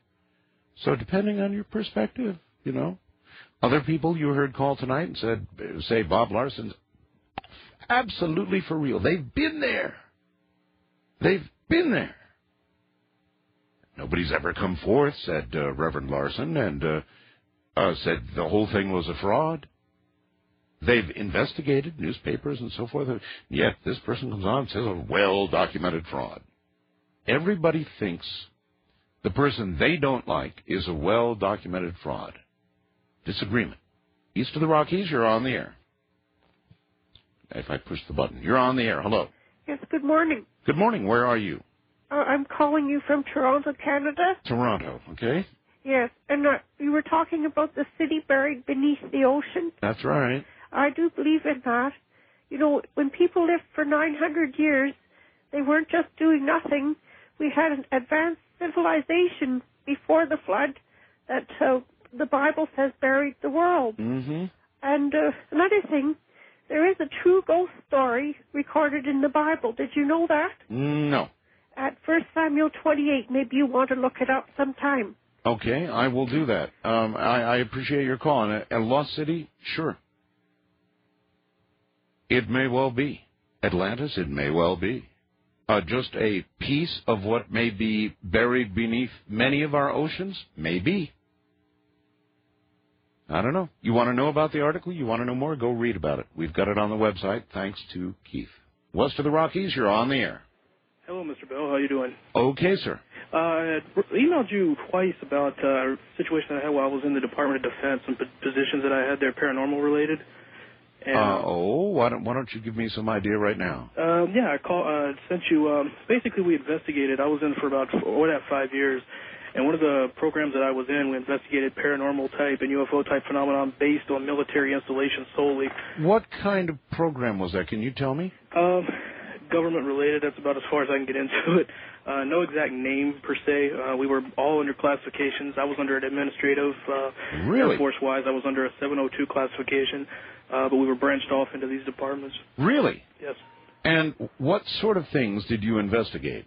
We investigated everything from, believe it or not, most of these installations, you have situations just like off bases, haunted house type of situations, where you have people complain, I've got ghosts in here. That's a minor thing. That's actually a really good point. Nobody's ever addressed it before. You never hear about these sorts of things on military installations, how they are dealt with. If somebody goes running to the military police and says, "Oh my God, so and so is, possessed," or "I've seen a ghost," or "things are moving in my house," what would the military do? Good question. And we handled pretty much all that. We would handle UFOs. They happen more occurrences on bases than you realize, especially in the U.S. And a lot of that's investigated. It'll go through OSI, and OSI dispatches it to us, and then, we investigate it. We all don't know. There's higher people above us, just like in any structure. So a lot of stuff we don't know, people lower as myself. But, there's a lot of situations. That's why I emailed you at first. I thought it's something interesting that a lot of people are, like you said, curious or wonder about. And it's something that I feel that the government, does a lot of hiding in. A lot of money goes into programs like this that they try to keep on a hush-hush. Where how long were you in this? I went in 94, got out in 97, and then went back for a year again in 98. And during that entire time, or the bulk of it, you were in this unit? All except for the first year. The first 7 to 8 months, I was based out of the F-22 out of Dayton, Ohio, out of Wright-Patterson, and then from there, I went into this program. And this program, you believe, exists today as well? Oh, quite sure. Positive. Is it considered classified? I'm sure it was. I'm sure it is, and it was then. It's one of those things that... Did you ever find anything that you absolutely could not explain? I'm sure a lot of what you run into, just like investigators on the outside, a lot of it is, can be explained one way or the other. A lot of it's not explained. A lot of it to this day, you talk about putting chills. I've seen things that, honestly, to this day I can sit here and, my wife doesn't even like to talk about it. There's issues that, a lot of stuff I don't tell her about, and a lot of stuff we have discussed since I got out. Like what? And there's situations. We had a call at a house, and on one installation I was at, went down and checked the house out. They were hearing doors banging on the second level of two-story type, houses on these bases. And we had went to the base, and neighbors kept complaining no one was staying in that home. It was an empty, base housing at the time. Right. We went up into the house, checked it, nothing was there, locked the door, thought it was, people, whatever, and really didn't have no explanation for it, had left. Got the call on 2 or 3 separate occasions from the neighbor on the other side. Went back to the house again later that evening. This was a daytime, 5:30, 6 o'clock in the evening. As we opened the door, the bathroom door on the second level, which is at the top of the steps, slammed shut. And the security police that was with us at the time, which we always had, one armed person with us, right, had pulled his weapon thinking that someone was in the home. We get to the second floor. The bathtub is filled full of water and blood. The water is actually red. We took samples of the water. When we took it back to run the samples on there, the water was clear. The water was clear. So just... Oh, you're right. That does it for me. I wouldn't like that at all. No. Maybe you would like to email me again. Okay. And let's see. I emailed you today, actually, and left my phone number on there. Yes, I know, but you've got to understand, I get about 2,000-3,000 a day, so put military ghosts in the header. Okay. Would you please, and I'll watch for it. Okay. All right, thank you. Everybody has got to understand, I do the best I can. But 2,000 or 3,000 emails, which is the method I choose to correspond with a lot of you, it's just too much. And the only way to deal with it, first of all, I can't slough it off on somebody else to read. I just can't do that. What I do read, I've got to read myself. So I go by the headers. You can know that. If you want to get my attention, put something short, succinct, and grabbing in the headline, and that'll help. More likely I'll find it. It's a kind of a triage sort of thing. Otherwise, there are not enough hours in the day. Wildcard line, you're on the air. Okay. Okay. Okay, waiting. No, you're not waiting at all. You're on the air now. Turn your radio off and proceed. Oh, yes. Ray of L.A. There is no wait. You're just boom on the air. Ray of L.A. Two topics from the Mr. Larson. Yes. One was sleep paralysis. Yes. I want to allay people's fears. I have it not frequently, but too frequently for my blood. It's not pleasant. It's just annoying, but it's not the end of the world. I do have drift in and out of dreams. I see my surroundings. Now, let me slow you up a little bit. We asked him about that specifically, and I've asked a number of OBE-type people. Paralysis precedes OBEs most frequently. It may. I just want to relay my experience. Yeah, but the point was, he said that you are vulnerable at a time like that to possession. Go ahead and relate yours. Right. Sometimes from eating certain things I shouldn't eat too soon before bedtime, and I can barely move my eyes. Sometimes I can swing my legs over and lower my head and get out of it. And I do drift in and out of dreams. Sometimes I see dream people near me, but it feels perfectly normal. It's nothing malevolent. You think it's just a little undigested bit of bologna or something, huh? You're right. And the dreams are mostly pleasant. It's kind of half dream and half my surroundings. It kind of, like I'm looking through the window, I'll see part of my dreams through the window, but I don't see it as, anything other than dream life. When you eat Mexican food, do you see Mexican ghosts? No, it isn't really. The food is mostly sweet stuff and fruity stuff, and it's some chemical in it. I want to get to my second topic because top of the hour is coming real soon. Oh, yes. And the other is multiple personalities. I do seem to experience that there seems to be two key factors. I notice it in women for two reasons. Because I observe it more, women more than men. Men are a little more inhibited in expressing emotion. And the two things is that they seem to be delusional into the past, like they're reliving the past. Or are you speaking generally of women now, or of a specific woman? One specific woman in particular, but I've seen a little of it in others, but mostly this one particular woman who's lived alone for years. And it's not really delusion, except it could be living in the past where there's a tremendous need to relive something in the past, or some extremely strong emotion like wanting to be right, always right. And that's one part of it. The other half is that while they're like this, they say, I looked for this purse on the table for hours, and it's only inches away from where that person looked, and the sensation just did not come in and register in their brain. And it's almost like there's it's usually what I've read about multiple personalities is that it's more childlike, less developed. But no. So anyway, bottom line, you think it's all psychological phenomena, not... I think the soul has, like Larson was saying, the soul is really the mind, body, mind, and spirit, and the spirit is what's immortal, from what I gather, and the mind or the soul is our consciousness, and there's levels to it. And do you think what Larson said, Reverend Larson said, was accurate with respect to many, many times in multiple personality cases, it is demon possession? I would say the exact same you told me about my near OBEs. When I'm in sleep paralysis, is an opening. So you don't believe... Well... It's another opening. I believe sleep paralysis could be an opening, and... But no, wait a minute. You started off the discussion telling me that it was undigested food, or that it was some bad food you ate. I'm saying that could trigger the sleep paralysis, and the sleep paralysis could in turn be a prelude to something else because it's an opening. And I'm saying the same thing about multiple personalities. Women who have very strong emotion, extremely strong emotion that they can't express in normal human discourse, will be open to multiple personalities. It could usually shame or fear, and that multiple personality could indeed be an opening for something larger, like a demon possession. It's just another, just like if your brakes turn off in your car, your car will roll. That's fascinating. I thought you were really trashing the whole thing, but you're not. Oh, absolutely not. It's like your car. If you're saying both exist, really. Oh, absolutely. If you turn the brakes off in your car on a hill, your car is going to roll. That leaves an opening for the car to hit something, but it doesn't necessarily guarantee that the car is going to hit something. It's just another consequence of a chain of events.